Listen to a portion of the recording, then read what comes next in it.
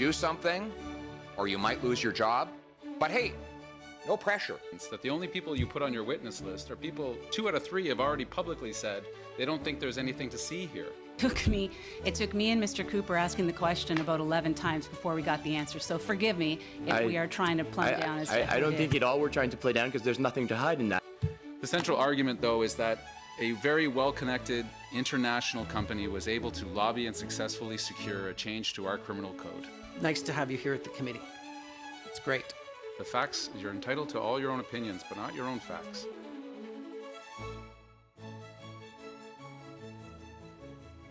It's wonderful to see the interest in our committee. C'est grandement apprécié de voir tout le monde qui est ici.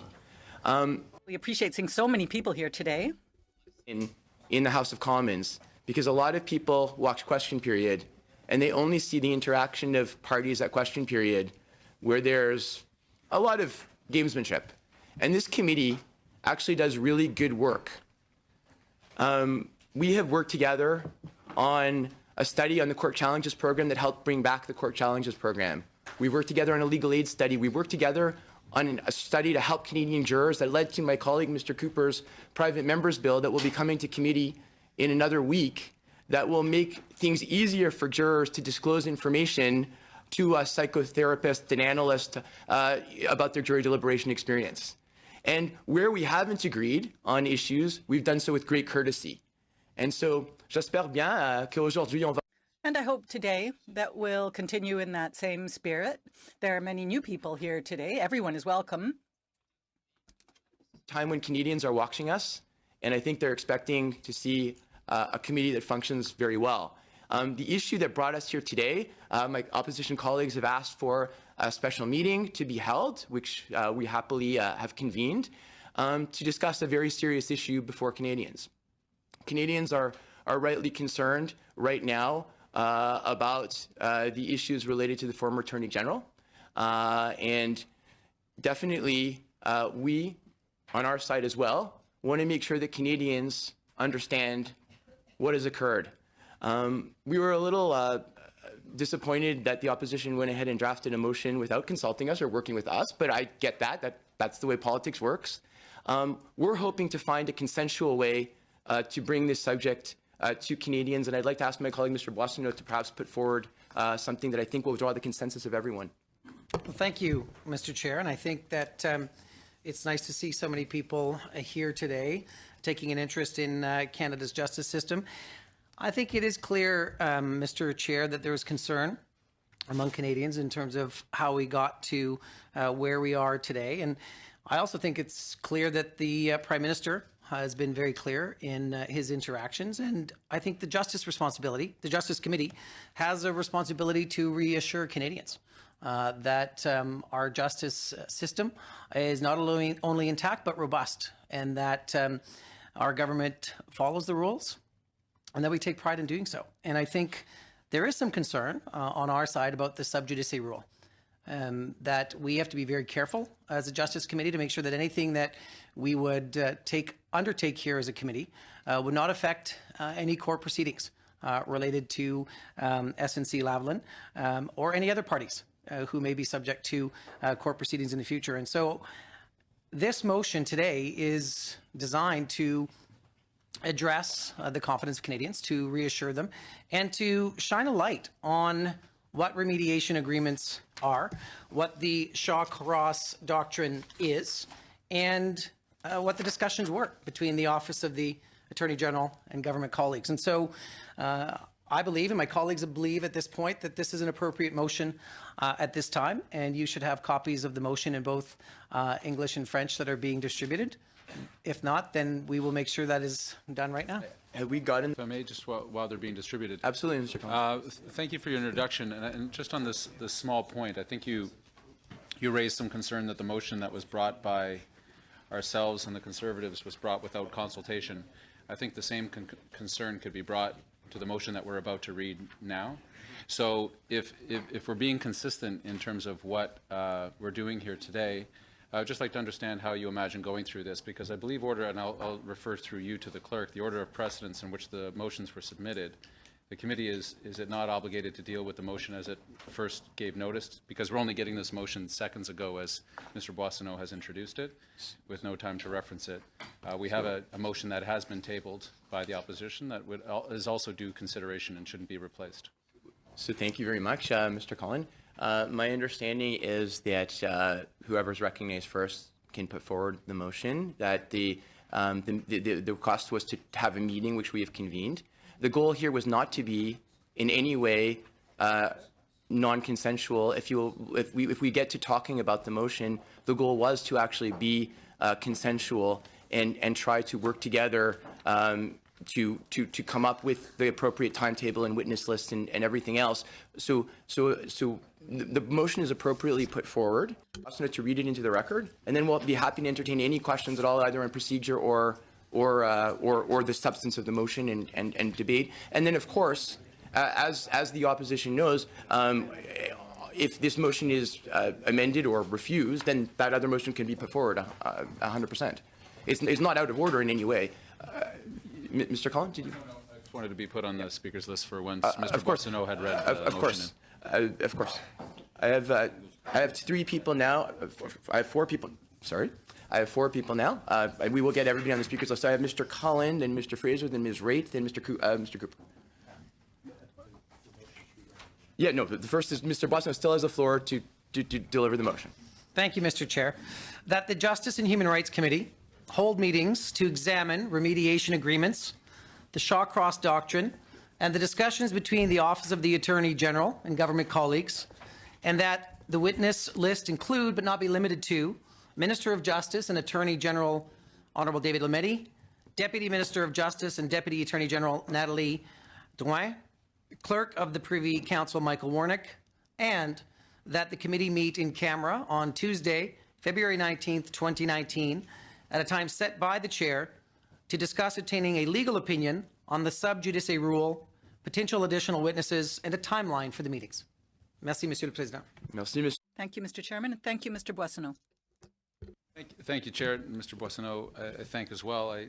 Just in small passing, I note the absence of Ms. Jodi Wilson-Raybould in your witness list. That clearly would be somebody Canadians would be very keen to hear about, as she has been obviously a central figure to this. Her omission in your list is more than interesting to me, and I think there's some other people, if I'm comparing the 2 motions, because I think that's fair to do. This is your response, I essentially assume, to what the Conservatives put forward. There are a number of key people that may be absent.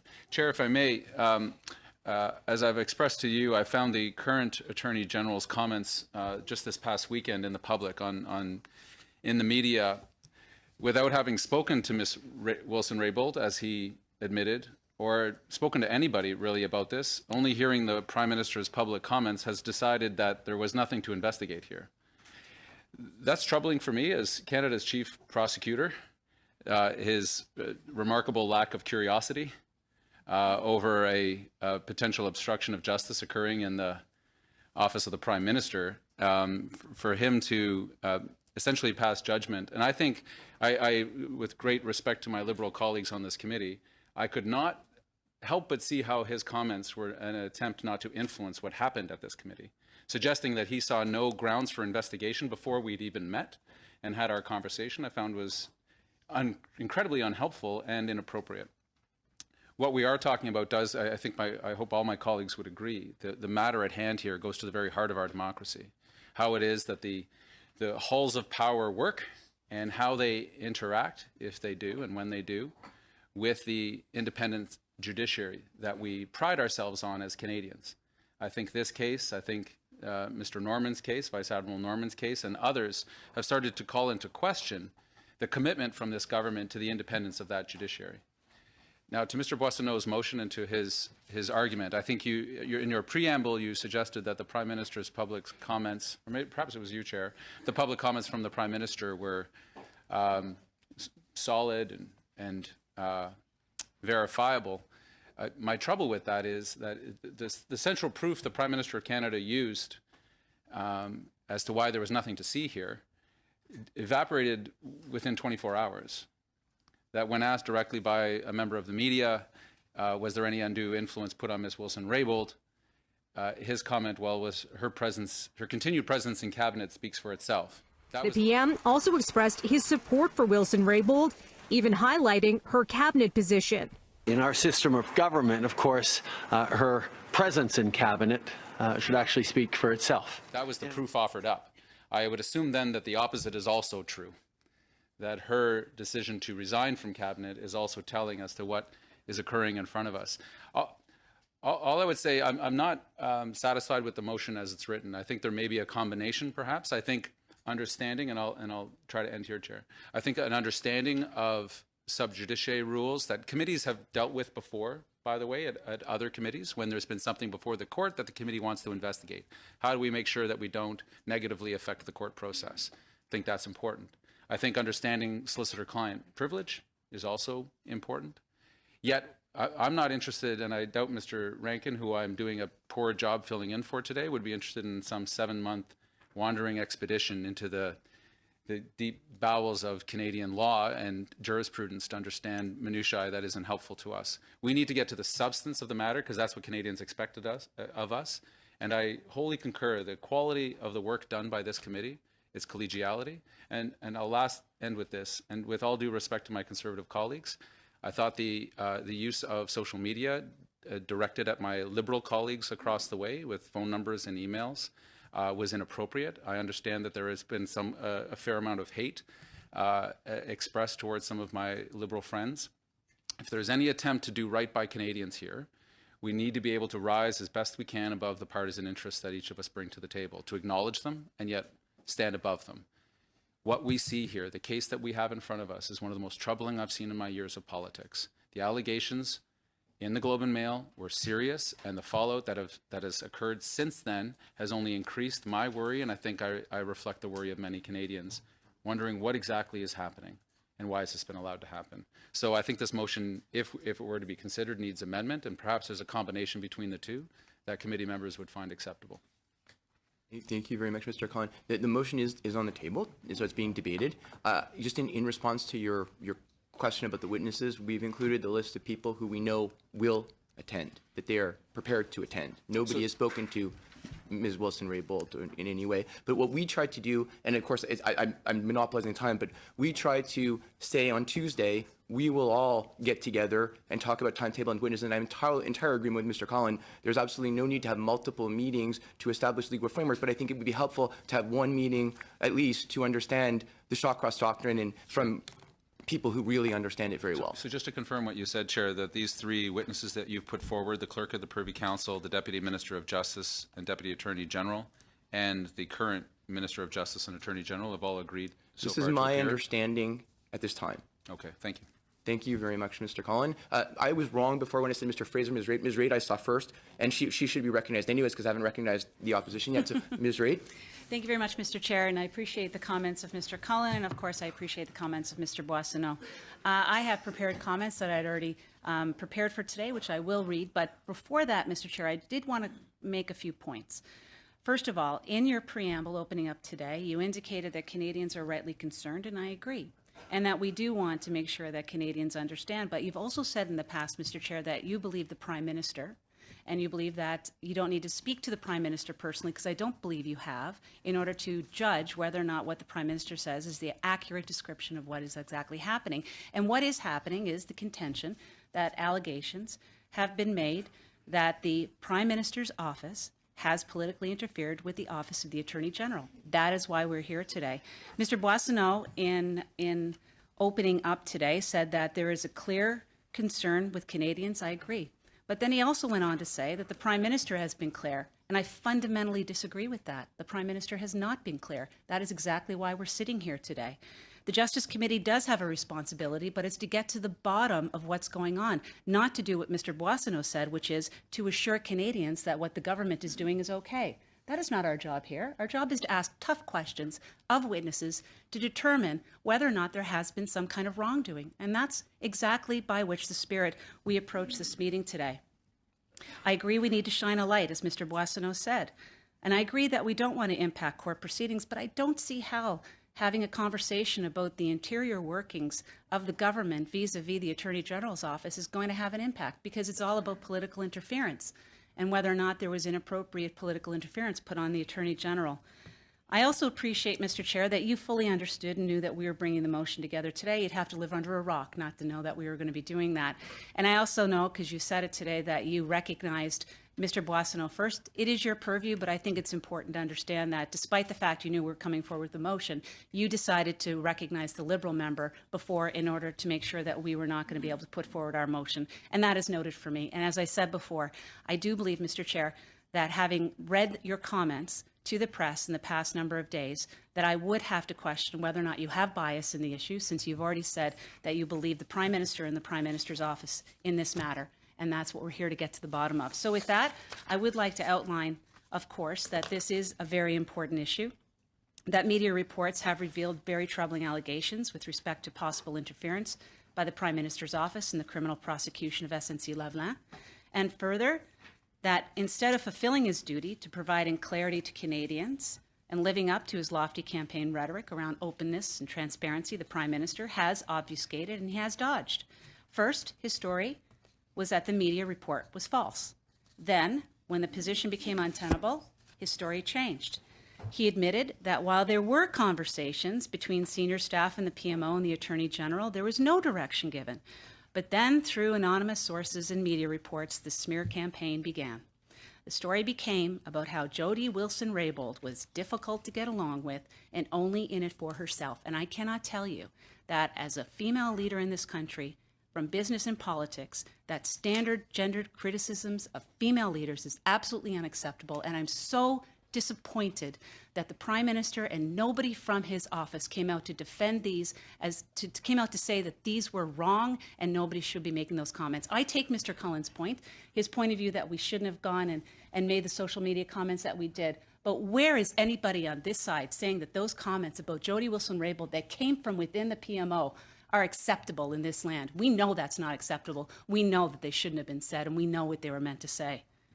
And then it changed further to become about the meetings that the Prime Minister had last fall, to tell at the time the Attorney General that decisions related to the Public Prosecution Service were hers alone. The Prime Minister even went so far as to say that Jodi Wilson-Raybould's presence in the Cabinet should actually speak for itself. And then yesterday, it all changed again, when Ms. Wilson-Raybould resigned from Cabinet. In his press conference last night, the Prime Minister changed his story again, essentially this time accusing Ms. Wilson-Raybould of turning a blind eye to misconduct in his own office. Now, it's been an extraordinary evolution of the Prime Minister's story, but what it does show is that this is not a government that we can show Canadians is under control. This is a government that we can show Canadians is in total chaos. And it raises critical questions of ethics and conduct from the highest ranking staff in his office. What we know, thanks to the reports from the Globe and Mail, that pressure was applied to the Attorney General to overrule the Director of Public Prosecutions and advocate for a deferred prosecution agreement for SNC-Lavalin. What form did this pressure take? We need to know when and how. Did Katie Telford speak to Jodi Wilson-Raybould about SNC-Lavalin? We need to know when and how often.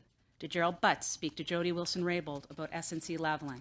We needed to know when and how often did Matthew Bouchard speak to Jodi Wilson-Raybould about SNC-Lavalin. We do know that he met with SNC-Lavalin a frequent number of times. We need to know when and how often did Elder Marquez speak to Jodi Wilson-Raybould about SNC-Lavalin, and we need to know when and how often did the Clerk of the Privy Council, Michael Wernick, speak to Jodi Wilson-Raybould about SNC-Lavalin. Further, we have learned from court proceedings that there has been a high degree of cooperation between the Privy Council Office and the Public Prosecution Service in the matter of Vice Admiral Mark Norman. The judge even said in open court, so much for the independence of the PPSC. That is a grave statement to be made by somebody holding the esteemed position of judge in this country, and that is something that parliamentarians should take note of and do absolutely everything we can to get to the bottom of what's happening. Canadians deserve to hear from the Director of Public Prosecutions as to what her standard practices are. How often has she spoken with PCO about ongoing matters, including SNC-Lavalin? And did PCO act to launder the communications from the PMO? Did the Director of Public Prosecutions speak to PMO directly? If so, when and to whom? Canadians also deserve to hear from Jessica Prince. Ms. Prince is an accomplished attorney who has been serving as the Chief of Staff to Minister Wilson-Raybould, as she then was. And as a former minister, I know that there's a frequent and significant contact between what's known as the center, in other words, the PMO and PCO, and the minister's chief of staff. Ms. Prince can tell us if anyone pressured her into taking any action or relaying directions for action to the minister. And if such pressure was applied, who did it, when did it happen, and what form did it take?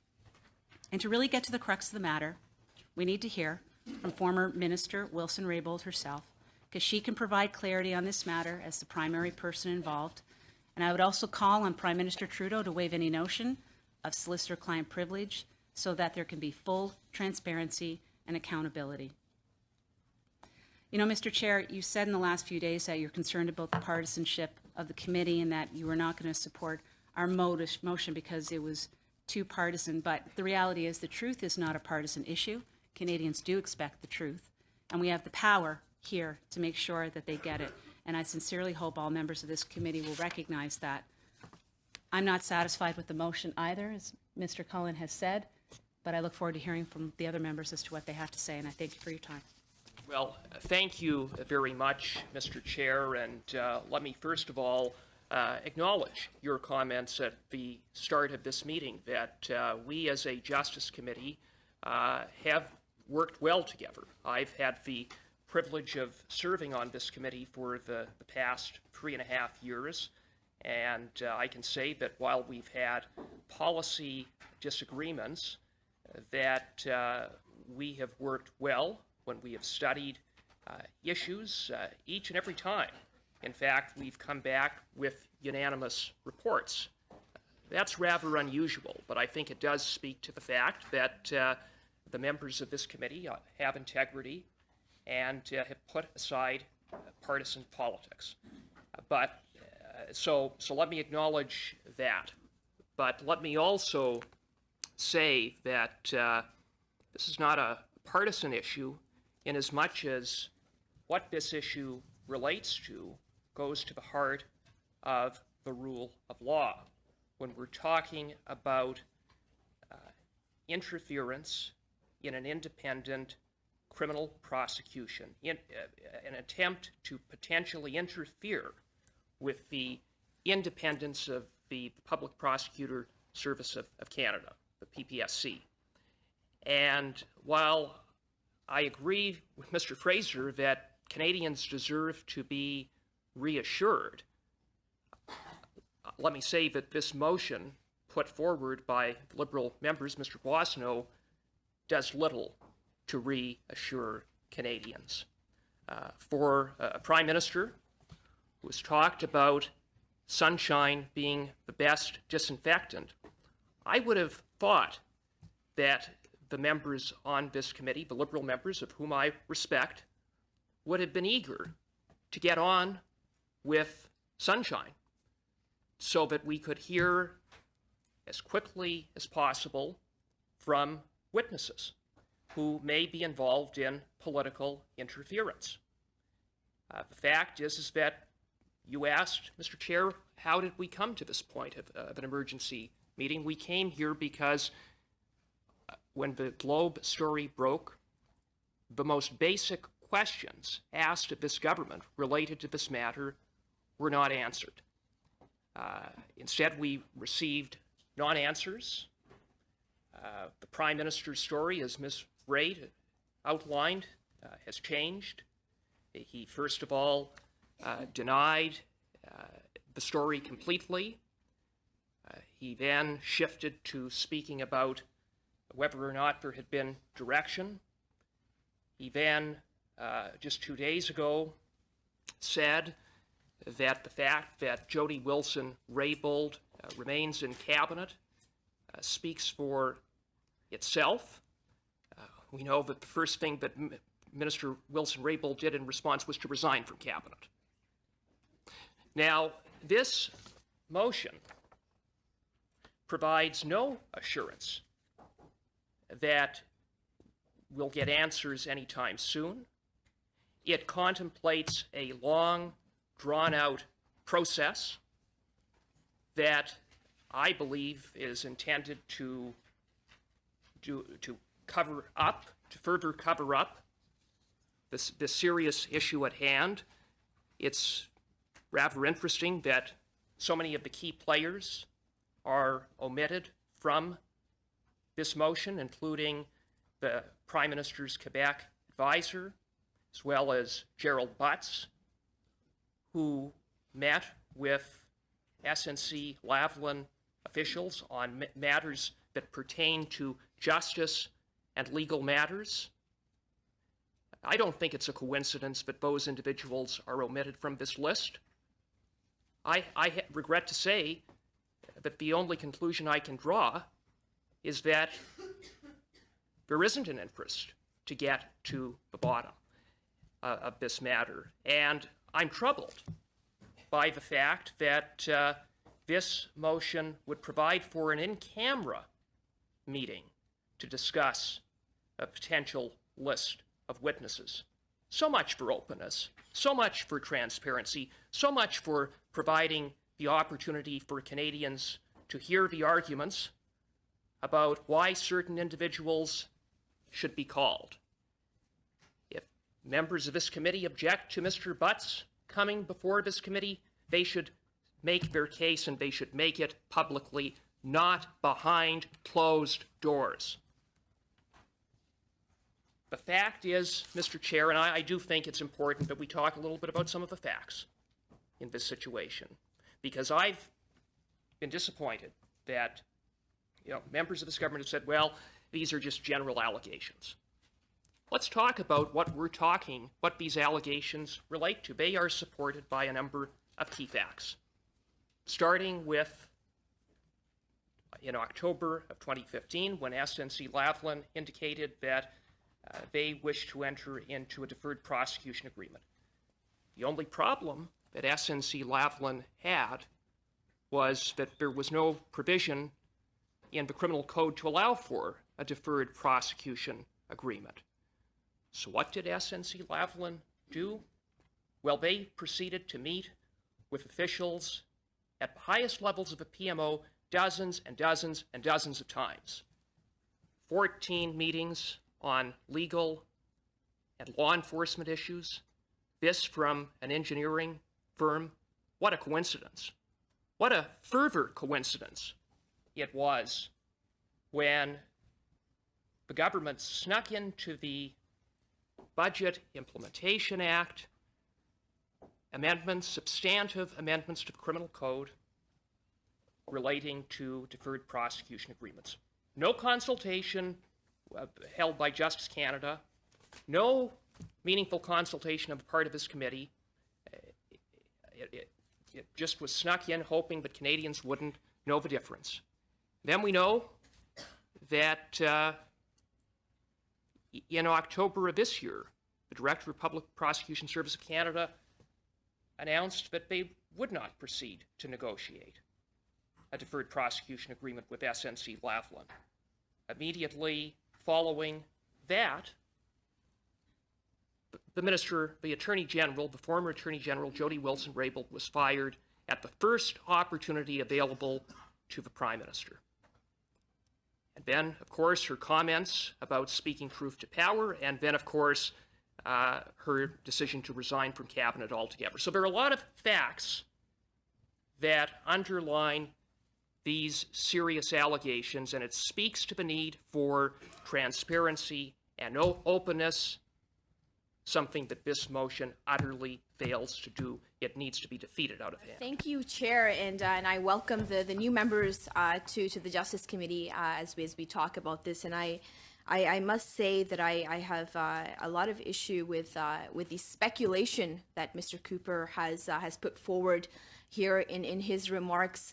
Mr. Chair, I really appreciate that you started off by assuring everybody how nonpartisan and how cordial we have been able to act here as a committee. We are independent, have not been influenced in any way in our decision in what we are deliberating here today. And I remind Mr. Cooper that the words of the motion do not limit the witness list to what is here proposed. These are, as the chair said, the witnesses that have agreed to come forward. They're not the witnesses it's not a complete list of witnesses. The way that we've really conducted our committee over the past number of years has been to have discussions. In-camera discussions are very normal in how we come up with our witness lists. So I really encourage my friends on the opposite to not make political hay out of this. Putting up our phone numbers on the Liberal benches on their platforms and social media is really not the way to go. I think that this amounts to bullying. We have been and continue to be a very independent committee, and I think that the discussion today is really as independent as it gets. I stand by the integrity of this committee. I know in the past we have had many robust discussions about how we conduct ourselves, about the various bills and studies that have passed through this committee, and we've done well in how we've been able to have those discussions and to understand exactly what it is that we're doing for Canadians. Absolutely, Canadians have a right to know how their government functions. Absolutely, we run on a platform, and we, I as a member of firm Mississauga and Mills, absolutely agree that the government should be open and transparent, and we have been. And I think that the motion before us today really speaks to how open and transparent we are. We're willing to look into this. We're willing to look into what the standards are between the relationships between the Attorney General and the Prime Minister's office and our colleagues in general.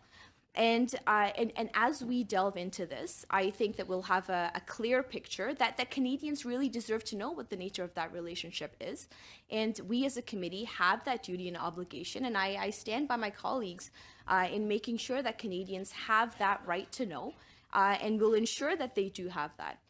At the same time, I don't appreciate the political posturing that is going on here, the hay that is being created out of nothing, and would look forward to speaking to what our permanent members of the Justice Committee have to say about witnesses, and how we can come together on a consensus as to how we move forward with this study, and provide the clarification that Canadians deserve on this issue. So I am very happy to support the motion that is before us today, and I look forward to really providing that clarification. Thank you very much, Ms. Khaled. I would just also point out as a factual matter, years that we've agreed on our list of witnesses in anything but an in-camera meeting. That is the normal course of this committee. Mr. Collin. Yeah, and that may be true. This is obviously a unique situation, I think you'd agree, Chair. This isn't your typical committee study, and I think even calling it a study, this is clearly an investigation. I was listening intently to Ms. Khalid's point. I think she may want to reconsider the expression that making a lot of hay created out of nothing. Your colleagues have expressed, the chair of this committee, certainly many legal experts. The former Liberal Attorney General in Ontario suggested that charges have been brought against Canadians for obstruction of justice with much less evidence than we already have in place today. I think the experience that Ms. Wilson-Raybould has gone through in the last week is not nothing. I think the experience of watching a Prime Minister stand up in front of Canadians and say, there's nothing to see here, and the proof that I have is that Jodi Wilson-Raybould is still in Cabinet. And then less than 24 hours later, his proof evaporates, and Ms. Wilson-Raybould is not only left Cabinet, but then has the spectacle of the Prime Minister referring to her in the first person while male colleagues in the legal titles. I agree wholeheartedly with my colleague, Ms. Raitt. I thought that spectacle was unbecoming of a Prime Minister, frankly, towards a woman who has held herself with some great integrity, and I think the comments of Minister Philpott would do much better on this government than those by the Prime Minister himself. Now, to this, we've actually made some suggestions that I've not heard any of my Liberal colleagues respond to. They just say that they're going to support this, and I'm sure my friends would like to reassure Canadians. We can't reassure Canadians because we don't know what happened here yet. One would to suggest that we can reassure them with this motion is to suggest that there's nothing to find. And I would submit humbly that the last week has told us, less than a week, has told us that there's clearly something here. There is the most grave allegations, as the chair himself and others have commented on.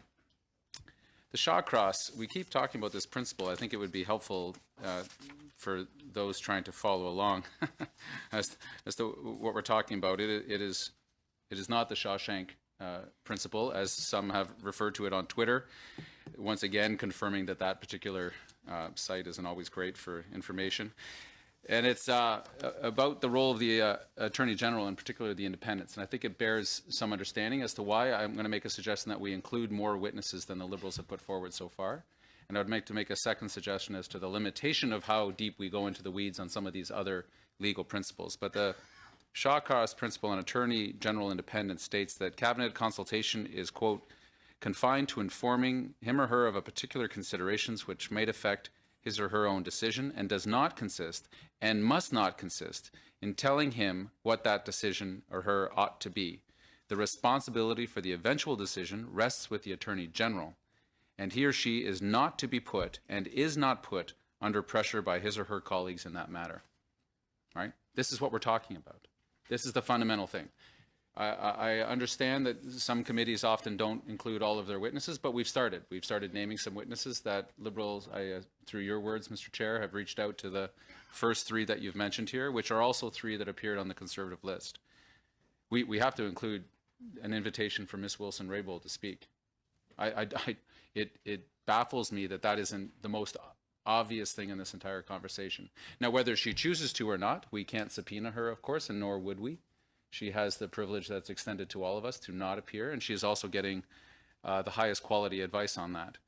Also, in those allegations that have been brought forward, the Principal Secretary to the Prime Minister seems to be also an obvious witness that must testify. So true, the Senior Advisor to the Prime Minister, Mr. Bouchard. This might be unusual, Chair. It might not be the precedence that the committee normally takes. This is unusual, this entire thing, and this is not of the opposition's doing. This is a story that first came to us through Mr. Feist's reporting in the Globe and Mail. And as is often the case of, I don't want to call it scandal yet because that infers guilt, and we're not there yet. But what is often the case I've experienced is it's not just the act itself, it's the attempt to cover up the act that Canadians so often find infuriating in our politics. So if the committee is sincere to reassure Canadians that the system is working, this system is working, then respond to some of the suggestions that we've made as oppositions. If collegiality and consensus-based decision-making is at interest here, we've made some suggestions. So I've put 3 extra witnesses forward. I haven't heard my Liberal colleagues respond to that. And secondly, if we are going to look at sub judice, if we are going to look at this Shawcross principle, that we commit a day or a meeting of your discretion that the committee agrees to look at those. I think my point is to put some time limitation on that. One could spend one entire legal career studying Shawcross if they wanted, and that's not helpful to anybody, and it's not helpful to Canadians in understanding that. I think if we are seeking to actually reassure Canadians, we can't reassure them on the outcome. This isn't making hay out of nothing. That's a mischaracterization of everything that we've seen here so far. I respect my colleagues. You're under a lot of pressure. No other than the Attorney General of Canada went on television this weekend and told you there's nothing to see here. That's unfortunate. I sympathize with the pressure that you're under. As you've also said, your duty is to Canadians, not to the Prime Minister's office, nor to the Attorney General. We can come and collaborate on this. I think inviting Ms. Wilson-Raybould, I think inviting the Principal Secretary, as well as at least the Senior Advisor to the Prime Minister, Mr. Bouchard. It seems obvious to everybody looking at this case. Why it wouldn't be obvious to all members on this committee would be perplexing to me, and I think would invite the allegations of an attempt to limit and cover up what is actually happening here, which my Liberal colleagues haven't said in so many words, but I am sure that is an interest that you share with us, is that Canadians do feel reassured that we're getting at this, understanding all the limitations that we're faced with so many trials taking place. The central argument, though, is that a very well-connected international company was able to lobby and successfully secure a change to our criminal code. It was placed into the very last pages of a 535-page omnibus bill. There are now allegations that that measure was then pushed upon the former Attorney General, and that perhaps when she resisted, she was fired. And then when the Prime Minister said, we're all on the same page here, and the evidence that we are is that she's still in my cabinet, the next day she quit. If anyone wants to say that's not concerning to them, boy, oh boy, you're living in another reality than I occupy. I think we owe it to Canadians to do this. Consider the 3 extra witnesses that have been proposed, and consider the suggestion that the limitation on the study of these other legal principles is also put in place, that we don't go on some fishing expedition. I understand. Are you putting that forward as a formal amendment right now, or That are would be you a putting it formal forward amendment. for discussion? Let's put that as a formal amendment, Chair, because I Well, think because folks aren't commenting on the suggestion from the opposition. So what we've heard so far is the Liberals put forward a motion. The Conservatives have said we're going to reject it out of hand. I'm suggesting is there a potential to combine the key elements, because the core differences are there's not a limitation on the study, and that the witness list that is prescribed by the Liberal motion is very, very limited. Can I make a suggestion, Mr. Collin? Because Yep. we have other people who, I guess, haven't intervened yet. Can I come back to your amendment when we get to the end of this, like the people who have asked to speak here? We will then come back and put your amendment as the next item, and while you have the time, maybe you want to draft it. Very sage counsel. Perfect. Thank you very much, Mr. Chair. Now, the members across the way keep talking about innuendo. So let's go back to the agreed upon facts and list them in chronological order. Fact: the Prime Minister slipped into an omnibus budget an amendment to the criminal code allowing large-scale corporate criminals to escape conviction and trial by signing a deal. Fact: that legislation was not introduced by the Justice Minister, even though it amended the criminal code, which is the purview of that minister. Fact: this committee had no role in studying that legislation. It went to the Finance Committee. Something that should concern you, Mr. Chair, and all members of this committee. Fact: after that legislation became law, the Director of Public Prosecutions decided not to offer a deal to SNC-Lavalin, which is charged with over $100 million of bribery and fraud. Fact: according to the lobbyist registry, the company changed its tune away from a legal approach to a political one, going to the PMO to seek political support to allow for a special side deal that would remove the possibility of conviction or trial for this $100 million worth of corruption. Fact: 14 meetings happened in the Prime Minister's office, including with PMO boss Gerald Butts. Fact: Mr. Butts in December and the Prime Minister at another occasion spoke about such a special deal with the Minister of Justice and Attorney General. And fact: not so long after that, the Prime Minister fired the Attorney General and moved her to another portfolio. Apparently, the conversations with her didn't go so well. Now, they say there's no political pressure. Do something, or you might lose your job. But hey, no pressure. Please, make your own decision. Now, since that time, the Prime Minister went out publicly and claimed that he had assurances from his former Attorney General that he had told her that the decision was entirely hers.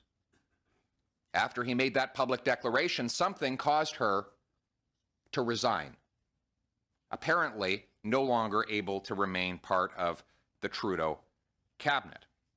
So he attacked her. He directly attacked her, saying it was her job to stop wrongdoing from happening in his office. But what was most despicable and cowardly about this attack is that he was attacking someone who is legally incapable of defending herself. She believes she's subject to solicitor-client privilege. In other words, she can't fight back. She can't speak. Now, there's one person who could allow her to speak. Of course, that is the Prime Minister. You would think that a man who attacks someone in public would want to allow that person to respond. But so far, he has used his power of privilege to silence her. And the members across the way talk about bullying. Now, it's time that we let her speak. And isn't it interesting that this motion that the government puts forward does not include her name? The government did not put forward the motion, Mr. Poilievre. The motion came forward from people who are Liberal members of this committee, and I have to correct you on that. I would have corrected you on multiple other points, but I'm trying to restrain myself. Sure. You actually said we put it forward, so I presume that you're speaking with the rest of the we over there. But not the government. There are Liberal MPs on the committee. The reality is, but you haven't been to the committee before. The reality is, I appreciate you're getting very defensive, Mr. Chair. Yeah. But I appreciate you're getting very defensive, and I don't blame you. Because frankly, sir. So long, very well, sir. Your interventions are at this point just a little much. I will restrain myself at this point. I welcome that restraint. Mr. Speaker, Mr. Chair, the reality is that this motion excludes the key actors. It prevents them from speaking. It does not include former Attorney General Jodi Wilson-Raybould. It does not include Gerald Butts. It does not include Katie Telford. And the single meeting that it allows, or that it identifies, is in camera. And for those listeners who don't know what that means, it means in secret. No media, no transcripts, no public information, nothing. Total silence. And for what? The promise that we might be allowed to have a legal symposium about some theoretical principles that, while they might be important to the overall case, do not speak to the facts in this particular situation. And that is what we are here to discuss. We're not randomly picking one of the many thousands of legal principles that have been debated in law schools by scholars for many years. We are talking about a specific case. And for us to know the answer to that case, we need to have the key players. And so I'm calling on the government to amend its motion to include all of the witnesses that Conservatives have put forward in order that all the truth and all the facts become known by Canadians. And if the government has nothing to hide, then it will allow these witnesses to be added and for examination of their testimony to proceed without any further delay. Thank you very much. We now have Mr. Boissonnault. Well, thanks, Mr. Chair. I think it's important to remind colleagues and Canadians that the Ethics Commissioner is undertaking a probe into this matter, and that the role of the Justice Committee is not an investigative body. I think today's testimony or comments from particularly the Conservative opposition demonstrate that, at best, committees of the House of Commons are political theater that can occasionally achieve good studies, and that we don't have the tools, we don't have the budget, we don't have the mechanisms to go through the fishing expedition and the kind of witch hunt that the Conservatives would like to see. Let's be clear. The Ethics Commissioner is looking at these issues, and that is the impartial body of the Parliament of Canada, empowered to look into these matters.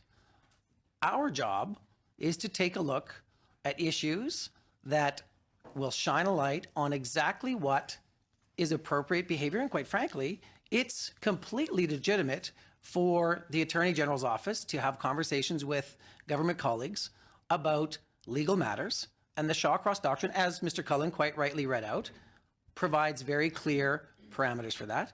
And let's understand what remediation agreements are. And I can state that the reason we had a change to the criminal code to deal with remediation agreements is to harmonize with our trading partners. The other side is engaging in rank speculation as to why we would make a change to our laws when the United States has had remediation agreements, which there are called deferred prosecution agreements, since 1999.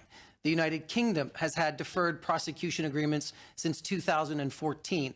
Australia is studying deferred prosecution agreements now. This is a normal course of business with trading partners around the world, and for the other side to engage in some sort of rank amateur speculation that somehow one corporation is going to move the government of Canada to change our laws is specious. Quite frankly, it's not parliamentarian. And our job here is to help Canadians understand remediation agreements, to take a look at the Shawcross Doctrine, and to have these three people on this witness list come. And to my colleagues across the way, it is completely legitimate for this committee to have a conversation about the witness list. And to Mr. Cullen's point, we are going to have meetings, but we want to discuss next week the number of meetings and the witnesses that we would have come forward. And quite frankly, to your point about Ms. Wilson-Raybould, she can't speak. My colleagues here know that she can't speak about her time as being the former Attorney General. And she has invoked solicitor-client privilege, and she has one of the best lawyers in the land advising her. So to have her come before this committee would be to invite her to speak about things that she simply cannot talk about. And so I think it's important for Canadians to understand that as well.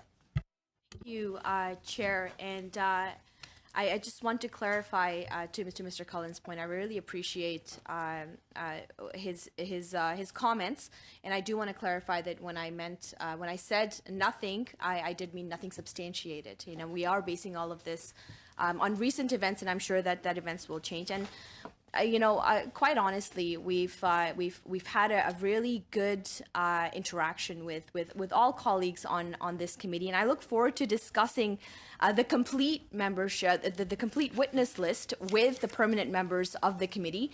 That includes Murray Rankin and Dave McKenzie and Mr. Barrett, as you're here today, and Mr. Cooper.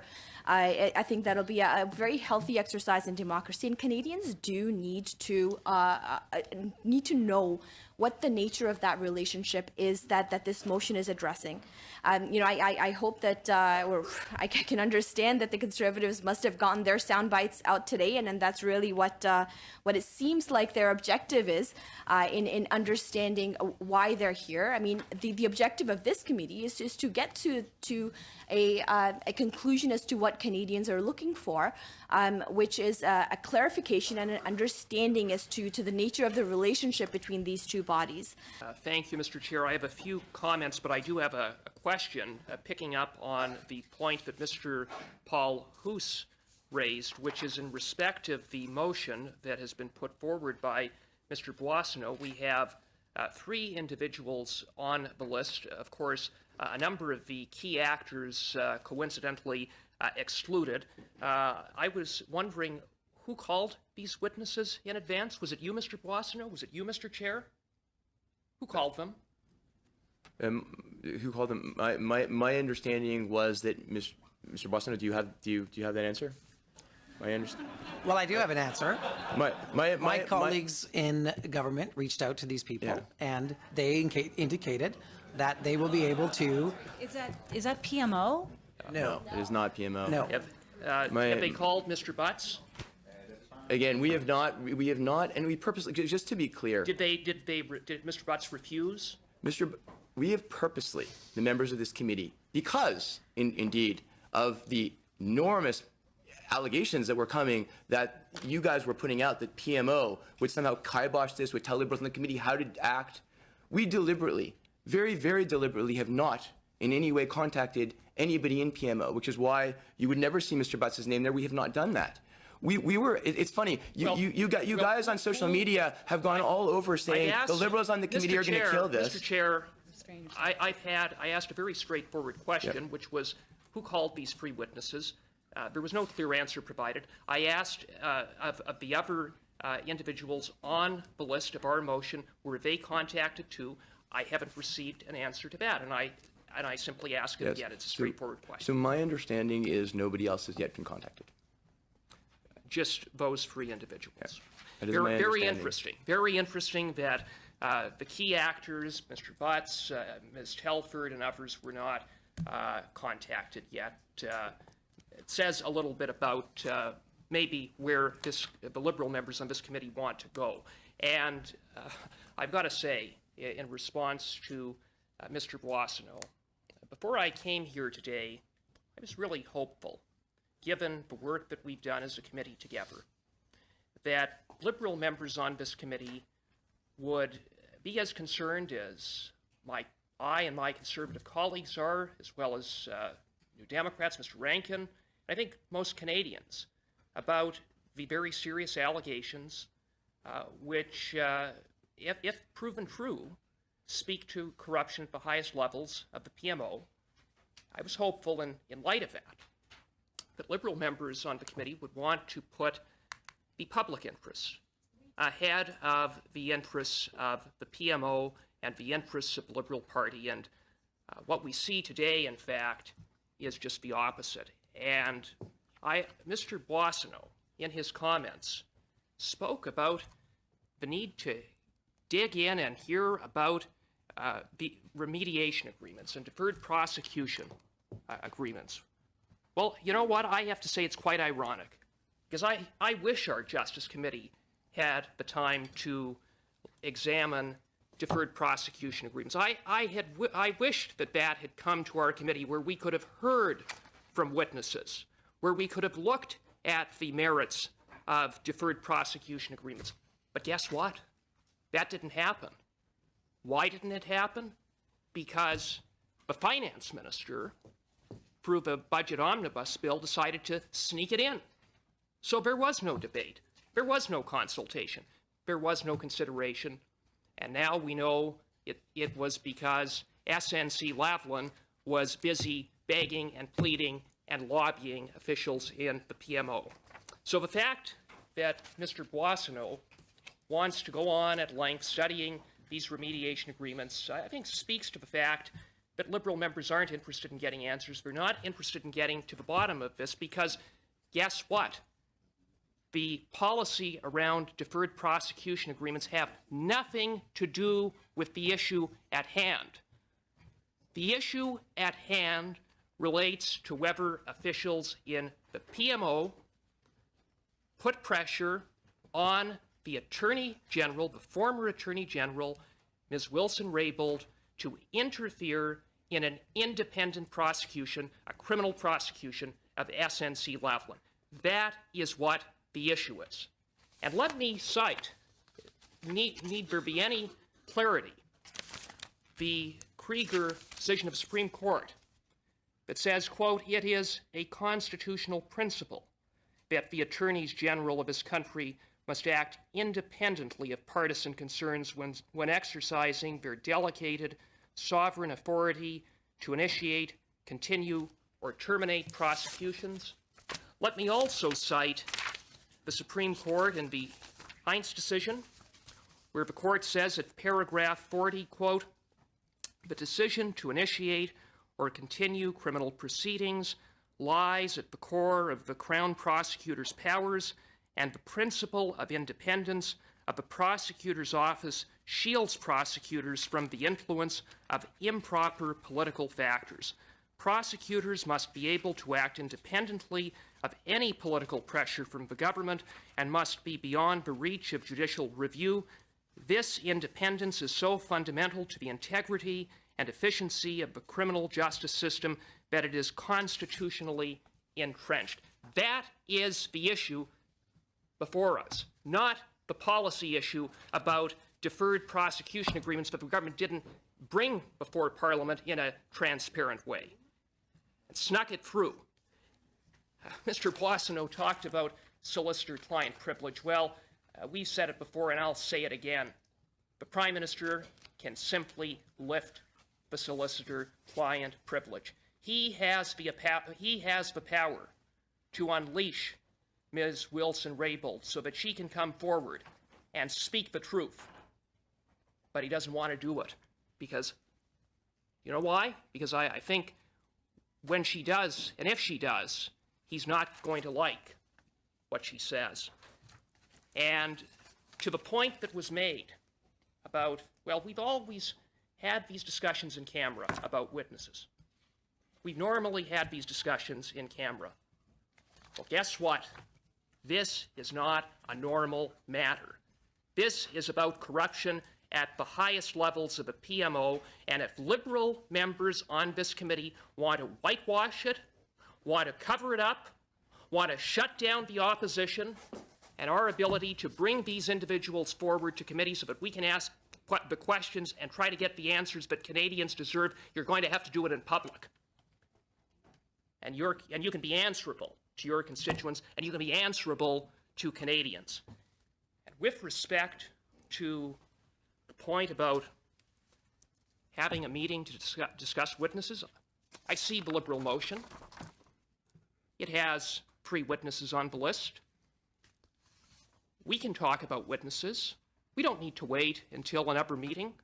Why don't we just discuss the witness list today? Let's get on with it. Let's get on with it now. Canadians deserve us to get on with it so that we can bring these individuals before us at the earliest possible opportunity, something that this motion doesn't provide, something that our Conservative motion does provide. Thank you very much. Mr. Chair. So I think there's a few things here that are extremely important to highlight. First of all, as the Chair mentioned, the way that witnesses are generally agreed upon by the various members of a committee, timetable for studies, those are all done in camera. We also have the added element of the sub judice rule, which may, as the motion alludes to, require us to obtain possibly a legal opinion. There are real issues at play here with regard to a matter that is currently before the court dealing with SNC-Lavalin that we have to be very sure that we are not improperly encroaching on an area that is properly under litigation in the courts. We have to make sure that we are doing the right thing. I hear about independence of the judiciary from my friends opposite, but this strikes to the heart of that. If we're going to be encroaching on a matter that is currently before the court, that is the subject of litigation, we have to be really sure that we are not doing something improper as a committee. And so that discussion in the terms of this motion will happen in camera, and that's perfectly normal. That's the way this usually would go. I want to turn to Mr. Poilievre's statement. He talked about lobbying with SNC-Lavalin. I mean, we know that there are oftentimes discussions with politicians and lobbyists. That's normal. We know that Andrew Scheer met with SNC-Lavalin. We know that other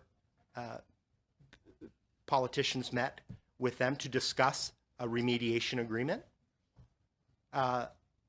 We know, as Mr. Boissonnault said, that remediation agreements, or deferred prosecution agreements, as the members opposite have been calling it, are perfectly usual in other countries that we deal with on a regular basis.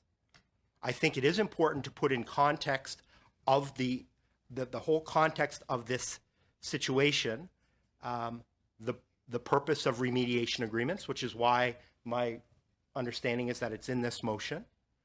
I don't think it's just an aside that we should ensure Canadians understand what the Shawcross Doctrine is and be able to understand what remediation agreements are. But we have to make sure that we're doing it in a thoughtful way. I would note as well that Mr. Poilievre sits on the Finance Committee that would have dealt with the issue of remediation agreements. And I don't recall a discussion at that time that the matter should come to our committee from Mr. Poilievre. I think there's a number of issues at play here that we do need to take seriously. I think the members on this side of the committee are willing to take these matters seriously and work with our friends in the opposition But going back to the original preface, I guess, of the chair's comments, if there is truly an interest to determine these items, then we need to do so in a way that will have the confidence of Canadians. What I've seen here today, I'm not sure would carry the confidence of Canadians. Very much. We will now come back to Mr. Cullen, who had the floor for proposing an amendment. We're to the amendment now? Yes. How exciting. Oh, Friends, of course committees have the power to investigate. We're doing that right now on Cambridge Analytica and Facebook at the Ethics and Access to Information Committee. Of course we have the power. The question is whether we want to use the power or not. This committee can subpoena witnesses. This committee can deliver findings to the House of Commons and in the full public light of day. The Ethics Commissioner will do very good work, and you'll only see the report. You won't see the interviews, you won't see the questions, you won't see the cross-examination. It bears some suspicion, my Liberal friends, that the only people you put on your witness list are people, 2 out of 3 have already publicly said they don't think there's anything to see here. That's somehow a coincidence, that the witnesses, Randy, you've offered up witnesses already. We're talking witnesses, so we're going to talk about them today. The people that have been alleged to be involved in what is one of the most serious cases that I've seen in my life in politics are not on your list. The people that are on your list that have publicly said, we feel that everything was done properly. In terms of, my friend, the independence of the judiciary, that note should have been passed around the Prime Minister's office some months ago. That if we do respect that, then these allegations that we're now seeing printed in our national newspaper wouldn't have come to light because they wouldn't have happened. That we have very clear rules delineating the ability to try to influence the independence of the Attorney General, to then influence the Prosecution Council. It seems disturbing to me, and to the point around this amendment that SNC-Lavalin lobbied your government exhaustively for, and they spent a lot of money doing it, as they did spending $500,000 in donations to your party, and another 100,000 of which were illegally donated to your party from SNC-Lavalin. Here's what your Liberal member on the committee said about this amendment. What strikes me as being wrong is that these remediation provisions seem to be focused on white-collar crime, or at least limited to white-collar crime. It leaves a bad taste in my mouth, in the sense that it seems we're going to let off people who commit a very serious economic crime, which has very serious effects against those who are not capable of negotiating these agreements in other crimes they might be victims of or perpetrators of. We seem to be letting off people in white-collar crimes with a little slap on the wrist. And here's what the Liberal chair of the Finance Committee said. There is a huge question of whether this should be in the budget bill. Even I will say that. It was slipped into the omnibus budget bill. It was not a financial measure. Who are we kidding? It was lobbied for by a multinational company. They secured that. The allegation is now, did they then lobby the Prime Minister's office to then put pressure on the former Attorney General, Jodi Wilson-Raybould, to give them a plea deal so that SNC-Lavalin could keep bidding on lucrative federal government contracts. That's what this is about. They've been banned from World Bank contracts, and if they were found guilty in court of fraud and corruption, bribery, they would be excluded from bidding on lucrative federal government contracts. That's what this is about. 2 sets of rules, as your Liberal members on committee at the Finance Committee said, gave them great concern. Special rules for those who are well-connected, and other rules for those that don't. Average Canadians, those in the middle class and working hard to join it, I think is the popular phrase. The power of this committee to actually find out what happened here is substantial. We are given this role on behalf of Canadians. To simply say this is a sophisticated legal book club, that we can explore and study and contemplate these things, would be to forego our responsibilities when we see something like this here. The witnesses you've offered are suspect in the sense that they've already made themselves known in their opinions on this. The other principal actors, and I'm going to say this now and I'll say it again, we should perhaps stop trying to speak for Jodi Wilson-Raybould. We can invite her. We can offer her the opportunity, and she can use her counsel and her very good knowledge of law to decide what it is she will and will not say. The fact that Liberal committee members don't even want to hear from her is telling. If you do want to hear from her, Mr. Fraser, put her on the list. You phoned some other people. You had somebody phone some other people. You didn't phone Jerry Butts. Well, why not? It bears asking.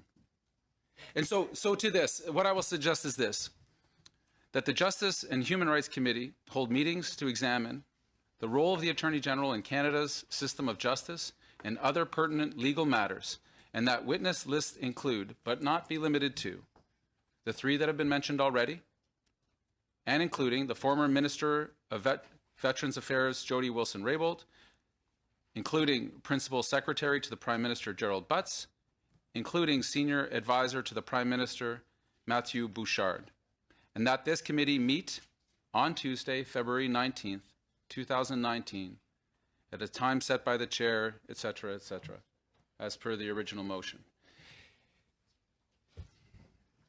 If my Liberal colleagues think that hearing from Jodi Wilson-Raybould isn't of interest to Canadians, if my Liberal colleagues think that not hearing from the Principal Secretary to the Prime Minister, who's implicated in this affair, is not of interest to Canadians, and that his senior advisor, Mr. Bouchard, is not of interest to Canadians, I'll let you try to explain that. You can't circle around this whole problem and then suddenly say, we're just not interested in hearing from the principal actors. That makes no sense. And please don't say other witnesses as we may be considered. We're talking about witnesses today, Randy. Let's do it. And if you don't want to do that, if you don't want to have those people invited, we're about to have a vote and you can describe that. But to say, oh, we'll meet in camera and we'll discuss it in private, this is as obvious as the nose on my face. This is something that we got to do. And the nose on my face is pretty obvious. So I think we should get on with it. So now, I guess we're now on the subject of the amendment. So I have a speakers list on the main motion. Do we now create a new speakers list on the amendment? Or will everybody who wants to speak on the main motion turn to the amendment now? So we have Ms. Wright. Thank you very much, Mr. Chair. I will speak to the motion, and I will let the member know that we'll be voting in favor of it. We do think that that is getting to the point for two reasons. Number one, it does deal with the issue of the witnesses that do need to be heard in the situation. And number two, we will reject any motion that has the proviso that this committee will meet in camera. That will be the clear line for the Conservative side of this committee. The reason being is that it is imperative that we have light shone on this and that we ensure that Canadians get to see what's going on specifically as the witnesses come forward. Mr. Chair, you said yourself that if there was a problem, the Attorney General would resign. You said that many times in the media, and indeed, she has resigned. So therefore, there is a situation here that does need to be studied, and that's why including her on the list of witnesses, as Mr. Cullen has done, makes sense and is actually imperative to our success in getting to the bottom of what happened. Secondly, Mr. Chair, sorry. I'm intrigued by what seems to be a difference of opinion on the purpose of the meeting. Now, I understand that the Liberal side is going to be voting in favor of their motion as unamended, as Mr. Fraser has said. I'll wait to hear what they have to say about the amendment that's Mr. Cullen now. But from the way in which it's been characterized on the Liberal side, they have indicated that Canadians want clarification on the relationship between the Attorney General and the Cabinet. Whereas our point of view, and the point of view of most of the editorials in the Canadian newspaper world, is that we want to get to the bottom of political interference in the Attorney General's office. And just a quote from the decision that my colleague Mr. Cooper brought along from Alberta, the part of this decision that caught my attention is the following. The quasi-judicial function of the Attorney General cannot be subjected to interference from parties who are not as competent to consider the various factors involved in making a decision to prosecute. To subject such decisions to political interference or to judicial supervision could erode the integrity of our system of prosecution. I think that's exactly why we want to hear from the witnesses, Mr. Chair, because we want to determine what were the conversations that happened with the Attorney General and whether or not, according to the Supreme Court of Canada, this was something that is of concern. Finally, Mr. Speaker, my colleague... I'm so sorry about that, Mr. Chair. It's okay. Finally, Mr. Chair, aspirations are always good. That's good. I don't know if I can Mr. match Chair, our speaker, but thank you. Mr. Chair, as my colleague Mr. Cooper has pointed out, and we have not received a response to this, and I think we deserve a response to this, both in the original motion, which has now been amended, but as well in statements made by members on the other side. There's a reference to this unknown group of government colleagues, our government colleagues. And my understanding is that our government colleagues had conversations with the Office of the Attorney General and discussions, so we want to understand what that is, and maybe there's going to be witnesses coming from our government colleagues. But as well, when you were pressed on who contacted the 3 witnesses, because you told us that they've agreed to show up already, that's why it's okay to talk about them as witnesses, we didn't really receive an answer as to who our government colleagues are in that case. I believe that we deserve an answer to who our government colleagues are that contacted these 3, and I will gladly sit here and wait until you give them to me. So the next one, the next person on the list is Mr. Point of order, Sass. Mr. Chair. Yep. I've asked a question. I'm wondering if you can illuminate for us as the chair, because you're in charge of the agenda, who are the government colleagues that called these 3 proposed witnesses? Yeah, and so number 1, the word government colleagues I don't think was previously used. I'll turn to Mr. Boissonnault again to answer that question. But on the issue of the word government colleagues in the motion, the word government colleagues essentially comes from the doctrine itself and and discussions with people in cabinet and the Prime Minister's office and the Attorney General. It's in all of the literature related to the doctrine. That is words that are used with respect to where pressure may be applied and what is permitted and not permitted with respect to discussions between the Attorney General and prosecutors. So the words in the motion are not the words Mr. Boissonnault previously used. Who are the government colleagues that called the 3 witnesses to determine that they were available? Again, I will again ask Mr. Boissonnault, since I think it was his office that dealt with that. So what we're talking about here is people who normally appear before this committee, and colleagues in working in the House Leader's office have been able to work with these 3 witnesses proposed, and there is openness to be able to appear before our committee. Who in the House Leader's office made the calls to the 3 witnesses who are available to attend? Are you trying to imply that there's something incorrect with the House Leader's office? Your House Leader's office is working with you right here. So somebody in the House Leader's office called the witnesses. I don't know if Mr. Boissonnault knows the exact name of the person. I don't believe he does. Mr. Chair, answered the question. It took me and Mr. Cooper asking the question about 11 times before we got the answer. So forgive me if we are trying to plumb down as to I don't think at all we're trying to play down, because there's nothing to hide in that. I think it's perfectly appropriate for the House Leader's office to reach out on the committee's behalf. We work with the House Leader's office all the time. What we've avoided doing, given all of the comments from the Conservatives over the last few days about how our committee would not support any motion, you're changing the narrative now. Before, we were not going to support anything. We were not going to do it. We were not going to shed light on this. Now we are. And you were saying because the PMO would drive us down. We deliberately didn't contact PMO because you guys were saying that we were going to be driven down by them. And I really do want to assert the independence of the members of this committee. I'm very proud of that. And I'm very proud of my colleagues and on all sides, to be honest, in the committee deliberations for the last 3.5 years. I'm so sorry. We're still on the amendment. Ms. Reid has spoken. We now have Mr. Assassi. Thank you, Mr. Chair. I believe I'm one of the last members to speak today, and thank you for that.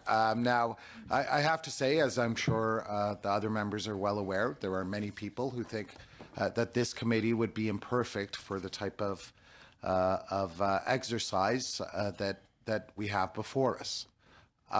I was not one of them, but having listened to my colleagues opposite, I have to say that it does give me some hesitation. The reason for that is quite simple. First of all, what we have heard from some of the members so far has been cherry-picking selective facts, putting them together, and trying to create this impression that something untoward has definitely happened. The reality of the matter is we have heard from our members on this side, and so far we have indicated that from what we have seen, there is nothing to be concerned about. That is our personal opinion. However, that should not be taken to mean for a second that we don't understand that this is important, because the test is not whether we're concerned, the test is whether Canadians are concerned. So in good faith, members have come forward. You're pretending like we're trying to drag this out. We are doing the farthest thing from that. We have agreed to an emergency meeting to deal with this issue. That is actually unique. Mr. Cullen continuously refers to this as something that is unique. Well, it is unique because we understand full well what our responsibilities are. And we have checked our partisan hats at the door. We understand and we share with you the concern that Canadians should come out of this exercise having a much better understanding as to how things work. So I would appreciate it if the members would refrain from impugning our motives. The process that we have outlined here is quite clear. It's quite obvious that the motion that we have presented demonstrates that we would like to join you in making sure that this exercise is beneficial for Canadians. I have heard too often so far people saying that we have, left people off the witness list. Yes, that is very true, because as you will see, the motion itself indicates that we are not suggesting for a second that the witnesses be limited to the 3 people who are named there. We want to work with you. We look forward to working with you. In addition to that, I understand that Mr. Cullen has never appeared before this committee before. I understand Mr. Polyev has never been here. I understand that Ms. Raitt has never been here. I can assure you that every single meeting we have had where we have discussed witnesses has been in camera. So there's no reason to believe. Absolutely. I think if you did check with Mr. Cooper, he will confirm that for you. That is the process we have followed in the past. That is the process we have followed in the past, and we're quite comfortable to do that as well. And if you think we're trying to drag this on, not only have we come to an emergency meeting. Now, another thing I've seen the members do today is cite principles, legal principles. I can assure you that we're just as concerned about those principles. Mr. Chair, and I'm looking forward to meeting with the regular members of the committee next week. I mean, if you take a look on our side, it's the Liberal members that are normally at the Justice Committee who are here. Yeah. There's a change in the political dynamic on the other side. I think Snow delayed our NDP colleague. I don't know what prevented the regular colleagues on the Conservative side from being here today, but we'll leave that there. I think that nice to have you here at the committee. It's great. In terms of witnesses, it is our custom to have this done in camera. And I think it would be important, if we're talking witnesses, do you want us to talk in public about how the conversations went between SNC-Lavalin and Mr. Singh and Mr. Scheer? Because it was clear? Great. Motion to concur. Motion to concur. Yeah. Because the speculation from the other side, we're talking about a downgrade in Mr. Fife's article from 2 anonymous sources to 1.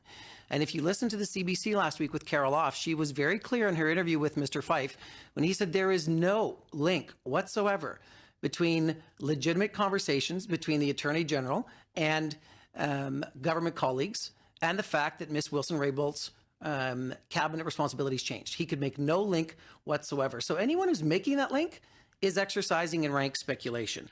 So I will also reiterate that the Ethics Commissioner is looking into this issue, and the people that you would like to add to this list are perfectly within the purview of the Ethics Commissioner to investigate and to call to account, to use your language. Our job here is to take a look at the substance of the matter, which is clearly the Shaw-Cross doctrine, the remediation agreements, because let's take a look at what you're wanting Canadians to see as the smoking gun. If SNC-Lavalin had ended up in a remediation, okay, you'd have something. But guess what? They're going to trial. There's are you really serious? Are you trying to make Canadians make that kind of a link? It didn't work in the way that you'd like the fiction to play out, folks. So I will be voting against this amendment and looking forward to meeting with people next week. Thank you very much. And just that, Ms. Raitt, we are happy to have you here. Always happy. I just want to bring back the the camaraderie. I think sometimes these are hard discussions, and sometimes everybody's a little angsty, including myself. So I think it's good to bring the temperature down. Mr. McKinnon. Thank you, Chair.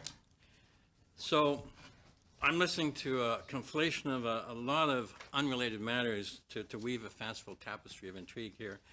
The fact is we don't have any real hard evidence of any wrongdoing to speak of. Mr. Cullen mentioned regarding the witnesses, the people who are alleged to be involved are not on our list, he said. Alleged by whom? We have no one who has come forward who has self-identified as being privy to the kinds of discussions that are underway here, who has, as far as I'm aware, made allegations of any individual. So the notion that people who are alleged to be involved, I mean, the opposition certainly has made allegations of this kind, but these are sort of self-serving, to their position. Mr. Cullen also mentioned that, SNC-Lavalin made $500,000 worth of contributions. That's very bizarre to me because for at least 15 years, that has been impossible. That's been illegal. So I don't know how or where that they still managed to do it. Then they're all illegal, right? I mean, you mentioned 100K as being illegal. These are not legal. They need to be. Well, they need to be prosecuted by the elections commissioner, right? They were. But both conservatives and liberals returned money for this, but right. but that being said, nothing's been alleged for the last 10 years. They can't donate now, but let's move on from that one. Go ahead, Mr. Okay, McKinnon. so I'll stand corrected on that point. But there's also allegations that Ms. Raybould was fired as Attorney General. There's no foundation for that.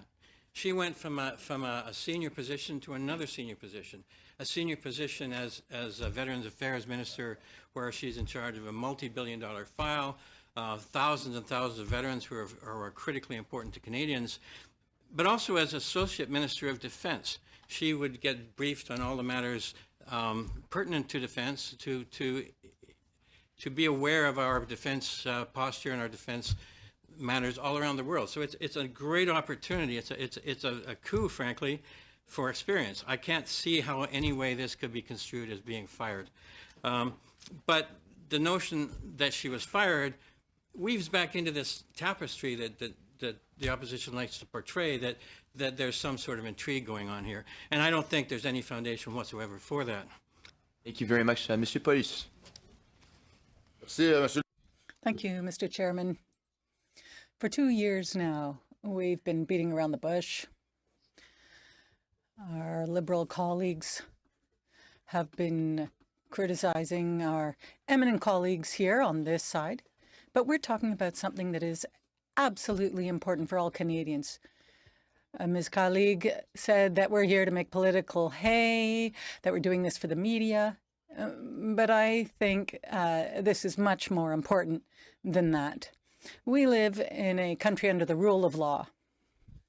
We brought forward a motion, and my colleague brought forward an amendment. Now, we're being criticized for bringing forward a motion including names of witnesses. We've been told that this should be discussed in camera, and that one usually discusses witnesses in camera. However, the motion that's being rammed down our throats today includes names. So what? There's going to be there was an in-camera meeting on the part of Liberals with we don't know whom.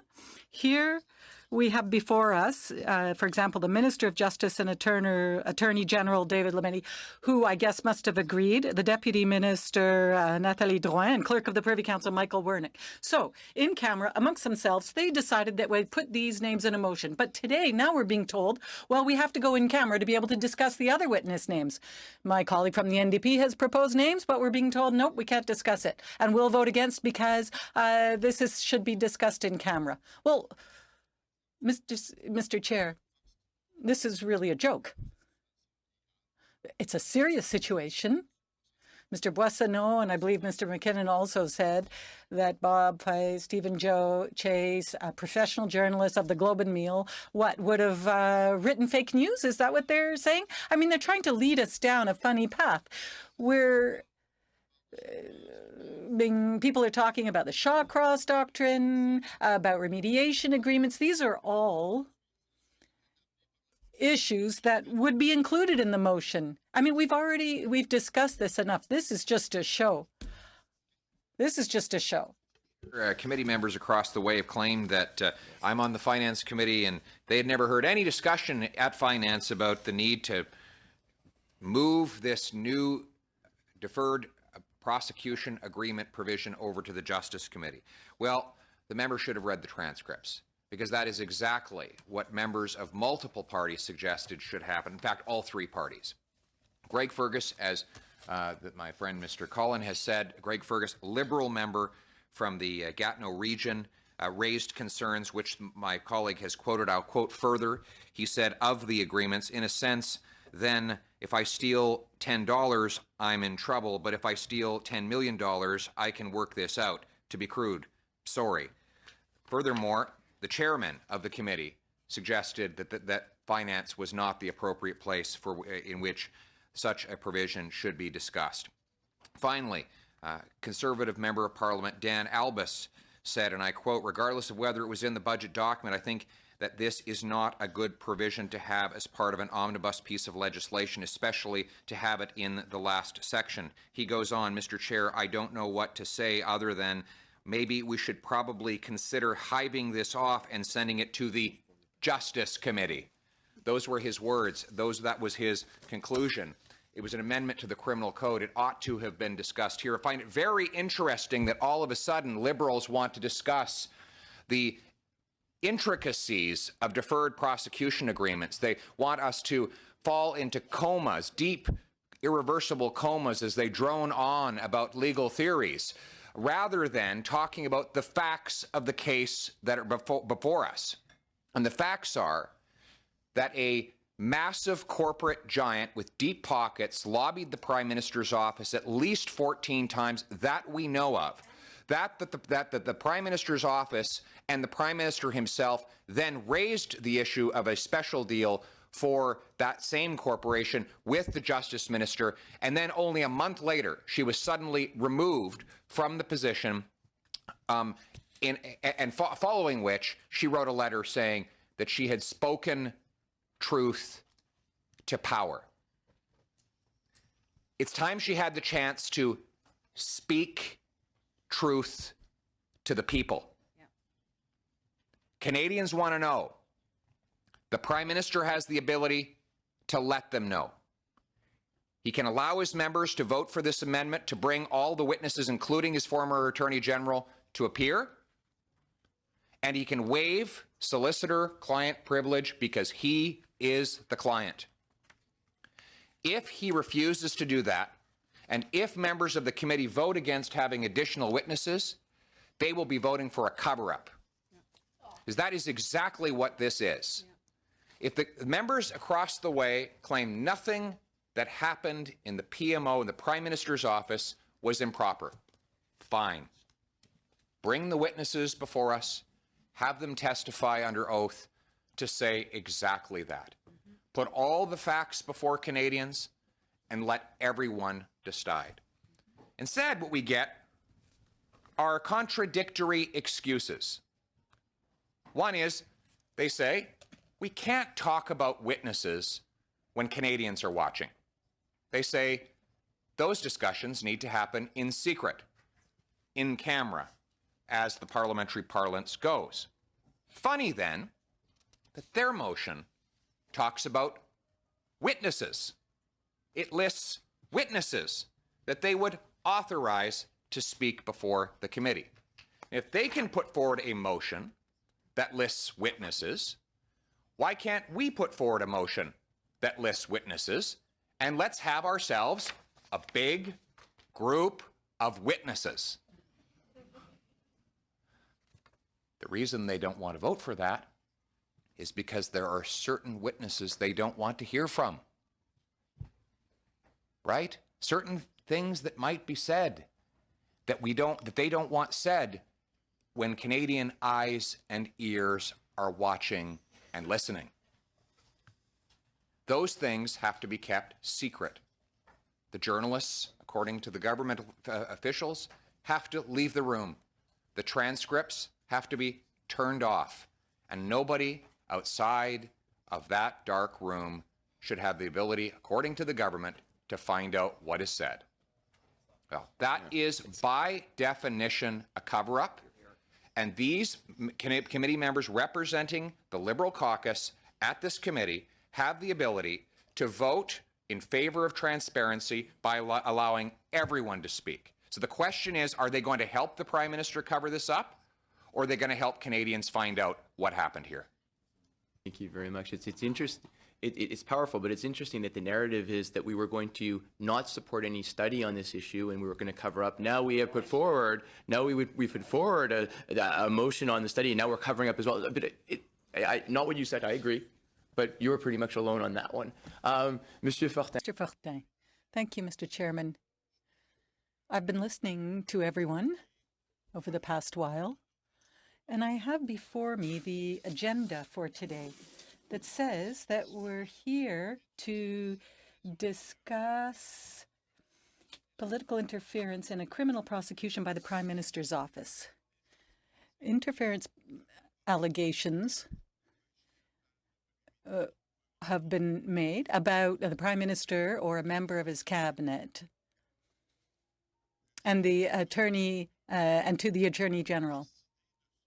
Now, I'm wondering how we can possibly shed light on this without hearing from the person who occupied the position of Attorney General at the time these things took place. So here's what I'm thinking. Would you like us to suspend, Mr. Chairman, or I can wait if you're busy? No, I'm sorry. I should have been listening to you. Sorry, Mr. Cullen and myself were talking about something else. What was your question? No, I didn't have a question. I'm just speaking about the situation. I apologize. I'm listening. Now, we were asked to come here to discuss political interference on the part of the Prime Minister's office involving the Attorney General. Now, the Liberals, with the greatest of respect, are trying to cover this up by deciding that we would engage in a legal course on, for example, the Shawcross doctrine and remediation agreements. I think everyone is able to do their own reading and understand these concepts. But they're also suggesting that we bring forward witnesses who aren't necessarily people who will be in a good position to testify on the issue of political interference. So here are my two concerns, Mr. Chairman.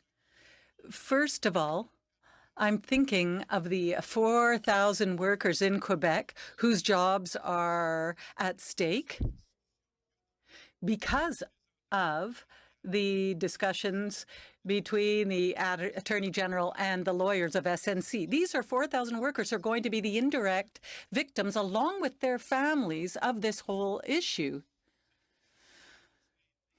And this won't necessarily be resolved because our Prime Minister has been a rather amateur in his proceedings with the Attorney General, and also because he doesn't necessarily want to waive solicitor-client privilege to allow her to appear. If there's one person that we should be listening to, it's Jodi Wilson-Raybould. I don't see how we can proceed any other way. I was looking at the list of witnesses, but I have the impression that I'm getting ready to go on a trip, but I have no idea where I'm going. Perhaps I have to pack everything. I have to pack my fishing rod, my swim shorts. I have to pack all kinds of things, but I have no idea where we're going. But there's a name that keeps coming back over and over again. That's Jodi Wilson-Raybould, the former Attorney General. And she's the one who supposedly would have been the victim of political interference on the part of the PMO. So she has to come before us and tell us who did what, who asked her to do what. And if she can do that, then perhaps we can come up with more relevant witnesses. In my opinion, in fact, the Liberal motion is just a red herring. My problem is that actually what we're doing here is putting SNC-Lavalin on trial. But you know what? That's not what we're supposed to be doing. Yes, their executives were involved in bribery, etc. They're going to have to pay for that, and they should. People who commit fraud have to pay for it. Now, should the business itself be sanctioned? Yes, but there are procedures. We'll see if there's going to be a remediation agreement. we've been told that apparently perhaps there could be a remediation agreement. I'm keeping my fingers crossed, not for myself, but for workers and their families, 4,000 workers and their families who might be out of work simply because we can't come to an agreement so that they can keep their jobs. And now the Prime Minister, an amateur, is not allowing the former Attorney General to come and speak on this situation. I'm shocked by this. Now, I don't want to have to do the job of the Attorney General or the SNC lawyers. I don't want to have to do the job of the Ethics Commissioner. They all have their own mandates. But here in this committee, we should be considering the issues of political interference by the Prime Minister's office. And the first person, and maybe the only person, if we're only going to listen to one, should be Jodi Wilson-Raybould. Thank you very much. And thank you very much for your comments on the workers and employees of SNC-Lavalin, because you're right, it's very important for them. It's very important for Quebec, and it's a very important business. I really would love to have this kind of attention in our committee for the very important issues that we have gone through, such as human trafficking, which was our latest study, providing recommendations on how to deal with a very important and very tragic issue of human trafficking across our country, with access to justice, and how do we ensure that Canadians, middle-class families, have that access to justice. And I think that really comes to the crux of the issue as to what in-camera really does for a committee. It takes away the partisanship. It takes away the political posturing, which we have been privy to today, and it allows us to have frank discussions to see what will be the most fruitful people who can come forward and speak to the issues that we have before them. I think Canadians have a right to know, to seek that clarification through our committee, and I think that our committee owes it to Canadians to not be so partisan, to not be here looking for sound bites, to be able to try to embarrass persons or to embarrass our Prime Minister or the Prime Minister's office at all. I think we need to put that aside. We need to put that partisanship aside. We do need to come to the table with hopefully the permanent members of the committee and discuss at length who will be the most fruitful people to really speak to the issues that are before us today, and would love to have Canadians in really what they have voted for us for is to represent them, to speak for them, and I hope that we can give them what they have really voted for, which is impartial, honest representation of their needs and their demands and their wants through this impartial committee. And I hope that our members across the way can really support that. I don't think that we're doing that we should be changing the way in which we conduct ourselves just because the cameras are on. I think that we need to have that impartial discussion. And my fear is that if the cameras are on, my colleagues across the way will not be able to shut off their partisanship. And that's why I don't support the amendments as proposed by Mr. Cullen. Thanks, Chair. Thank you. Merci, Monsieur le... Thank you, Mr. Chairman. I think it's important to speak to Mr. Fortin's observations. I absolutely agree that it is not our mandate and we don't have the means to be putting SNC-Lavalin on trial. There are other areas that can be done in. But I think it's very important to talk about some facts. The Attorney General did not resign, and she wasn't fired. A cabinet member who had a position as Minister of Veteran Affairs resigned.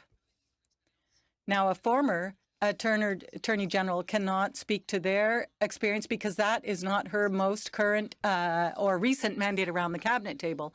Now, on Mr. Poilievre's point, on the 7th of November, the Justice Committee dealt with the issue of remediation agreements, and Member Nicholson, Fraser and Rankin and the chair spoke about it. So it's not correct to say that this issue was never raised here within the Justice Committee. And with all respect, with all due respect for my Conservative colleagues, when they spoke about our witnesses,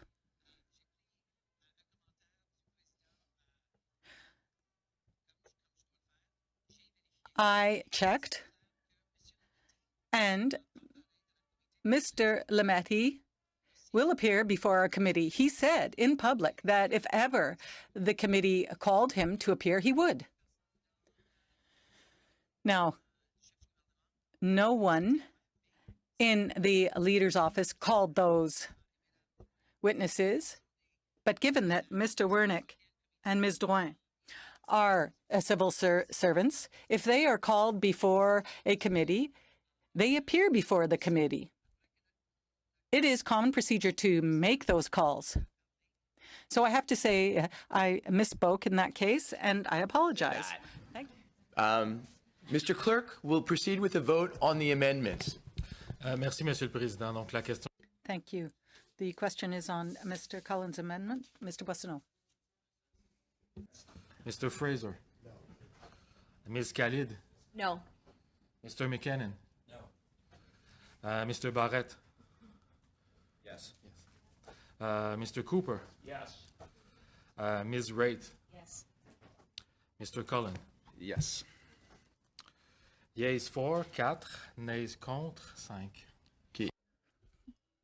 So the amendment was moved and it's defeated. Mr. Barrett. Okay, thank you very much, Mr. Chair. And so the opposition parties put forward a motion to be considered here today, and 2 hours and 15 minutes into the meeting, it's not the motion that we're discussing. As is your prerogative, you recognized a Liberal member of the committee and the motion that they had put forward. And as a new but regular member of the Standing Committee on Justice and Human Rights, and with a consideration to your comments at the outset about the common ground that members of this committee have traditionally been able to find in furthering the business and the good work of this committee, I would have hoped that with the motion put forward by the Liberal members, and at the outset stating that they were looking for some common ground to be built around that the very reasonable amendment put forward by Mr. Cullen would have been given more consideration than just outright refusal, which is essentially what happened. This was a clear cut right down the middle of the room as far as support for and against. However, there still is an opportunity, though the Liberal members do hold the majority on this committee. They have the opportunity with the motion that they've put forward to make an amendment and not to hold the consideration and selection of witnesses in secret next week.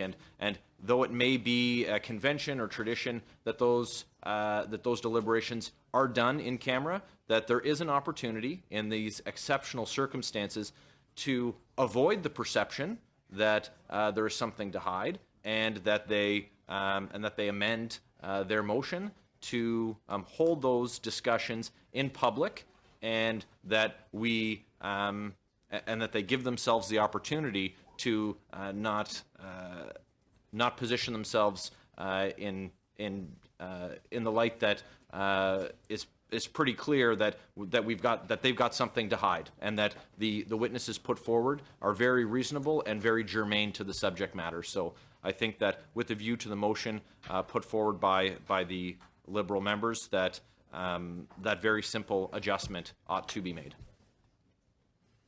Thank you, Chair. I really think that that we must come to a decision and have a vote on this on the motion before us, which I think really speaks to what is the substance of what the parties opposite and what us impartial members on the Liberal side, as well as Canadians, really hope to look into in understanding what the nature of the relationship is between the Attorney General and government and the Prime Minister's office, including cabinet ministers, etc. I think that we should go ahead and move to a vote immediately, and that if I had better faith or more faith in the members across the way, if with respect to their political posturing, would be happy to have this discussion in public. But I really fear that they will use their tactics as they've shown over the past number of days to make this a very, very heavy political issue, and then to really impede the truth-finding exercise that we are about to embark upon. So I hope that we can move to a vote on this motion immediately, the motion that is before us. Thanks, Chair. Well, thank you very much, Mr. Chair. And in the 3.5 years that I've had the privilege of serving on this committee, we've had a number of good days. We've gotten a lot of good things done in which we've been able to put aside partisan differences and look at what is in the best interests of Canadians, the best interests of the law. But I have to say, this is not one of those days. This is the most disappointing day that I've had on this committee. I really did believe, and Mr. Chair, you said that members, that we just dismissed this committee exercise out of hand with respect to our motion. Not true. I had said many, many times publicly on the record that I had faith in members on the Liberal side, that they would put aside partisan differences. They would put aside what is in the interests of the PMO and do what is in the interests of Canadians. Sadly, Mr. Chair, I learned today that on this issue, I was wrong. What we learned today is that Liberal members on this issue, which speaks to corruption at the highest levels of the PMO, are nothing more than agents of the PMO doing the bidding of the PMO. How do we know that? Well, very simply, when I, along with Ms. Raidd, asked a very straightforward question about how did these three witnesses, the Attorney General, the Deputy Attorney General, and the Clerk of Privy Council, appear on the list of witnesses to call, to the exclusion of individuals such as Gerald Butts. Well, there was a lot of confusion over there. It was pretty clear that Mr. Boissonnault hadn't drafted the motion, but we got the answer that it was apparently the government House Leader's office that was involved. In other words, the government House Leader was directing what Liberal MPs on this committee would bring forward, and so there we have it. There we have it for the record. It's very clear, it's very plain, but this is not a committee that, on the Liberal side, that is acting independently and for the interests of Canadians. That's sad. And let the record also show that when it came time to voting on Mr. Cullen's amendment, Liberal MPs voted against calling Gerald Butts, who met with SNC-Lavalin on multiple occasions, including on issues related to justice and law enforcement issues. When given the opportunity to call Mr. Bouchard, who again met with SNC-Lavalin multiple times on justice and law enforcement issues, Liberal MPs voted no. And when it came time to voting on whether to call perhaps the most important witness, that of former Attorney General Jodi Wilson-Raybould, Liberal members voted no. Mr. Boissonnault, parroting the Prime Minister's lines, cited the issue of solicitor-client privilege. And the simple answer is that the Prime Minister can waive that privilege. And I would hope that in the interest of getting to the bottom of this, that Liberal MPs would agree that it's important that the Prime Minister stop the cover-up and unleash the former Attorney General. And so with that, I would like to propose an amendment to the motion Mr. Chair, I will read my amendment, that the committee call on the Prime Minister to immediately waive any solicitor-client Order. privilege involving I have a point of order, which I have a point of order. Sorry, I don't know where it came from, but somebody said point of order. Mr. McKinnon? We are well past time that we've allocated for this, so this meeting should have ended 15 minutes ago. I'm happy to vote on the main motion. Cover-up. Okay. It's a cover-up, and it's becoming clearer by the day. I have an I amendment. think what's becoming, I think again, number one, that's Mr. Cooper had the floor. As far as I know, he's perfectly allowed to put an amendment while he had the floor, even though I thought we had an agreement beforehand that we were going to have these speakers and we were going to vote on the main motion. However, absolutely, we can have an amendment.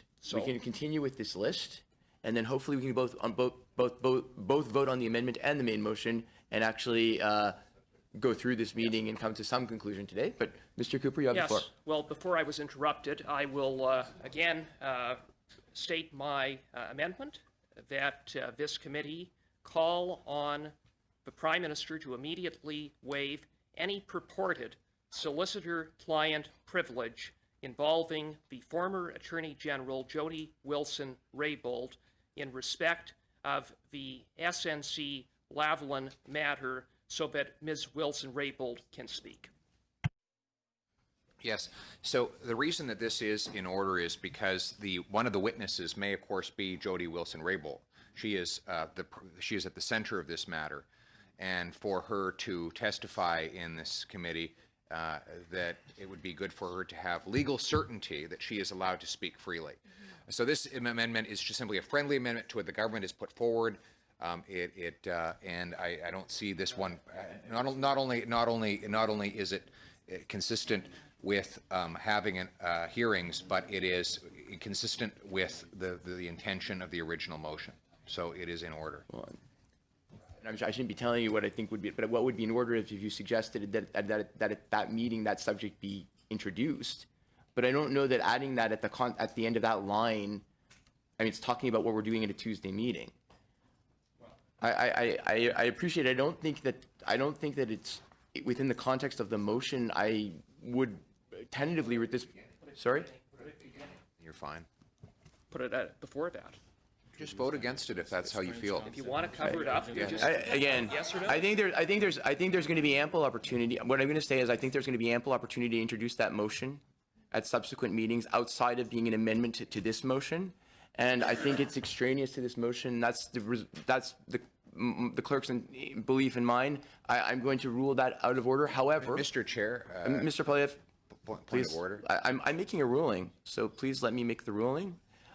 I will allow you to introduce that as a separate motion at the earliest possible moment. So once we finish dealing with this motion, I will be prepared to let you raise that as a separate motion. Today. I have no problem. I have no problem as long as we limit the time frame. Yeah, absolutely.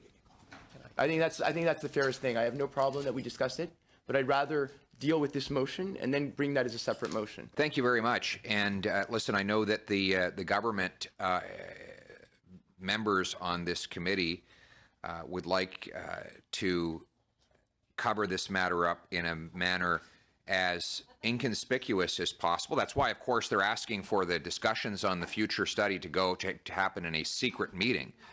And I have heard them, they're heckling, and so are their supporters in the gallery heckling whenever we point out that fact.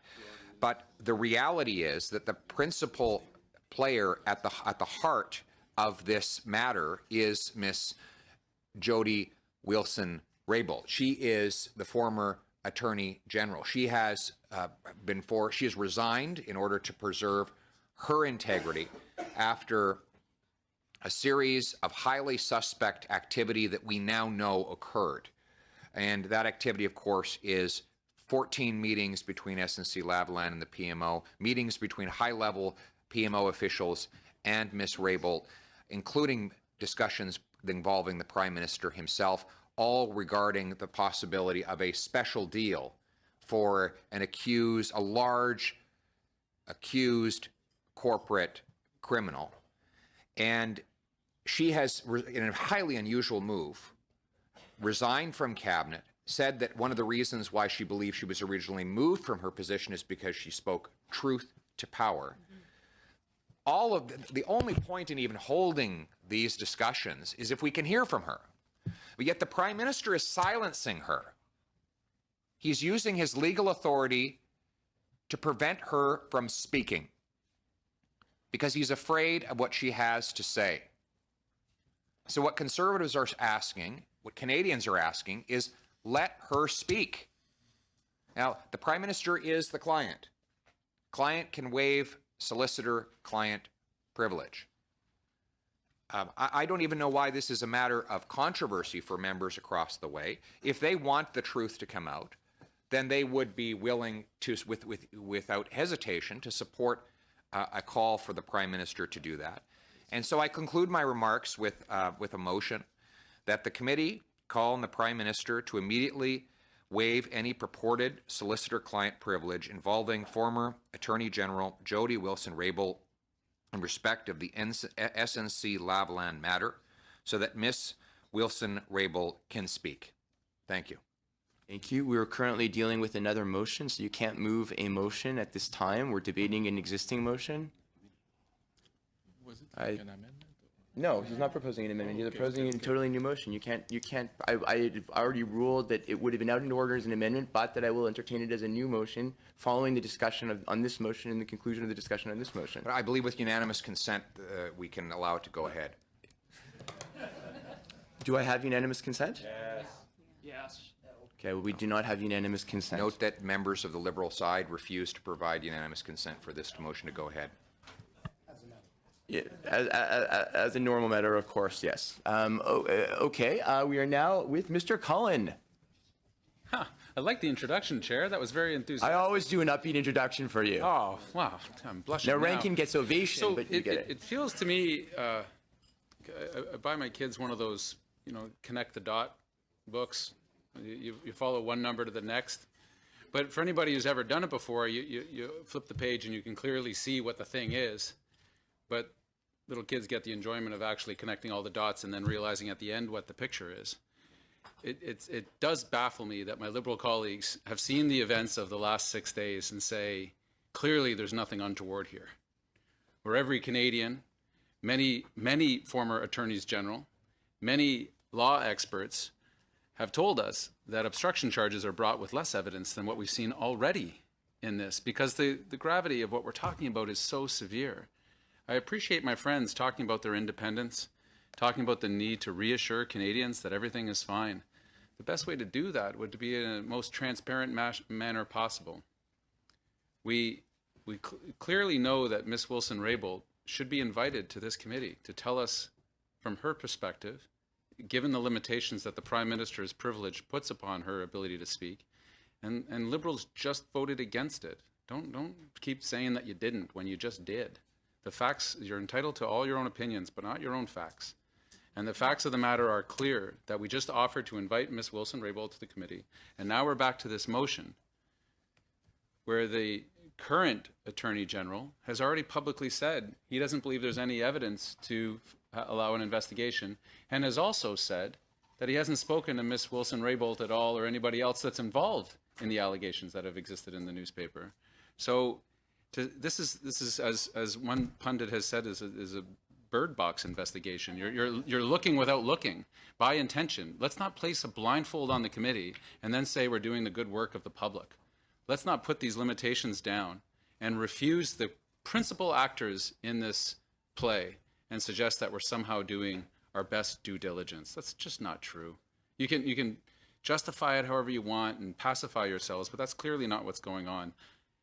I came today with the clearest intentions to find some space in between what the Conservatives had proposed, a more exhaustive list, frankly, which may have been actually more complete and satisfying. And then we saw, without consultation, the Liberals come forward with a very, very limited list of witnesses, some of which have already told us that they already think nothing untoward has happened. And then the potential of a very exhaustive study into some things that we already know, for example, sub judice rules. I can read the Speaker's ruling again if my friends would like. As an attempt to, I hope not delay justice, because when you delay justice, you deny justice. We know that. This committee better than most. And it feels to me like every scandal I've ever watched, it's the incident itself, and then it's the attempt to hide from any sort of responsibility that is sometimes greater than the initial incursion. And Canadians don't stand for it. And I know none of my colleagues were here during sponsorship or any of those days, but the lines from Liberals sitting at tables like this said there's nothing to see here. There's nothing to see here. Nothing untoward has happened. I believe the Prime Minister when he said no money went to special interests in Quebec during sponsorship. And that just wasn't true. So it's disappointing. I know I'm not a standing and permanent member of this committee, but knowing the work that you've done, knowing Mr. Rankin's contribution, we came into this meeting with hopes that has now become a faint hope. That next Tuesday, in camera, behind closed doors, suddenly Liberals will believe that hearing from Jodi Wilson-Raybould, hearing from Gerald Butts, hearing from Mathieu Bouchard and others that met extensively with SNC-Lavalin to talk about criminal affairs will suddenly happen. I hope it does, but that hope has become much fainter today. I'll be opposing this motion because it doesn't do what I believe this committee's job and responsibility is, which is to work on behalf of Canadians to put some light on this sordid affair. Thank you, Chair. I'm not going to repeat everything I said earlier, but obviously I agree with the amendments that have just been brought forward. You know, we can't do this kind of work without them. I mean, I'm just looking back at the agenda. We were supposed to discuss the request to study reports of political interference, and we can't do this without hearing from the most important individual, that person who would have been the victim of that political interference. Anything else is just a waste of taxpayers' money. It's a waste of time. It's just beating around the bush. We can listen to any number of witnesses, and we'll ask them if they're aware of whether or not Ms. Wilson-Raybould was under pressure by the PMO. And they'll all tell us, well, ask her yourself. We don't know.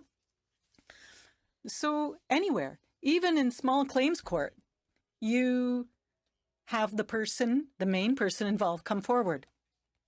And I appreciated what you said, Mr. Chairman. You said you were inviting everyone to come forward and participate in a collegial fashion. So your words are very wise. And so I'm going to repeat your words back to you. Let's stop this unhealthy partisanship.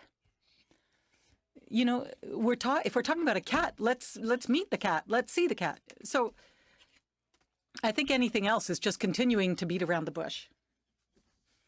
Now, I'd like to wrap up with wise words.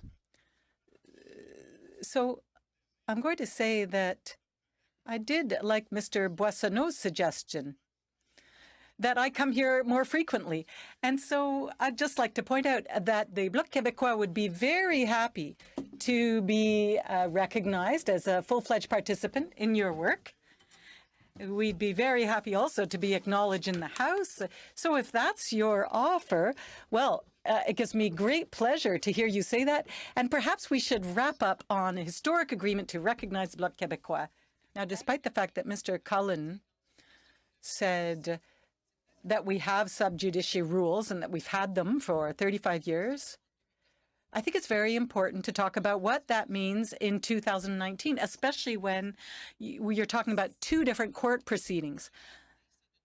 We have to look at these rules very closely. We cannot jeopardize court proceedings under our legal system. It's critical, and it's one of our main responsibilities. With respect to client-solicitor privilege, it's also very clear that the Prime Minister has asked David Lametti to consider this issue. It's very complex, and our colleague, the Minister and Attorney General, has to be able to provide sage and wise counsel to our Prime Minister. And that request has already been made. Issue of in-camera and colorful language from the opposition about secrecy. Let's be clear and put on the record that in-camera discussions, the results are known, the decisions are known after the meetings. And so we have to make sure that we're able to talk about these sensitive matters in confidence among members of this committee. And I look forward to seeing the regular members once again. And to Mr. Cooper's point.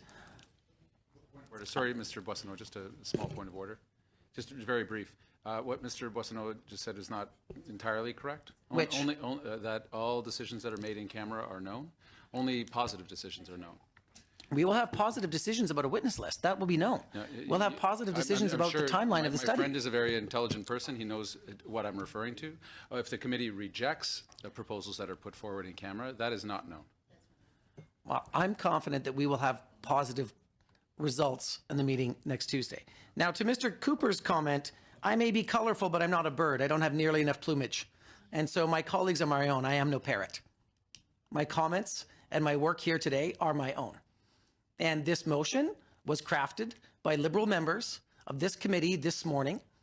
And if you would think that there was a cover-up going on, we would have just shut this down at 3:10. Let's be serious. And Canadians know that.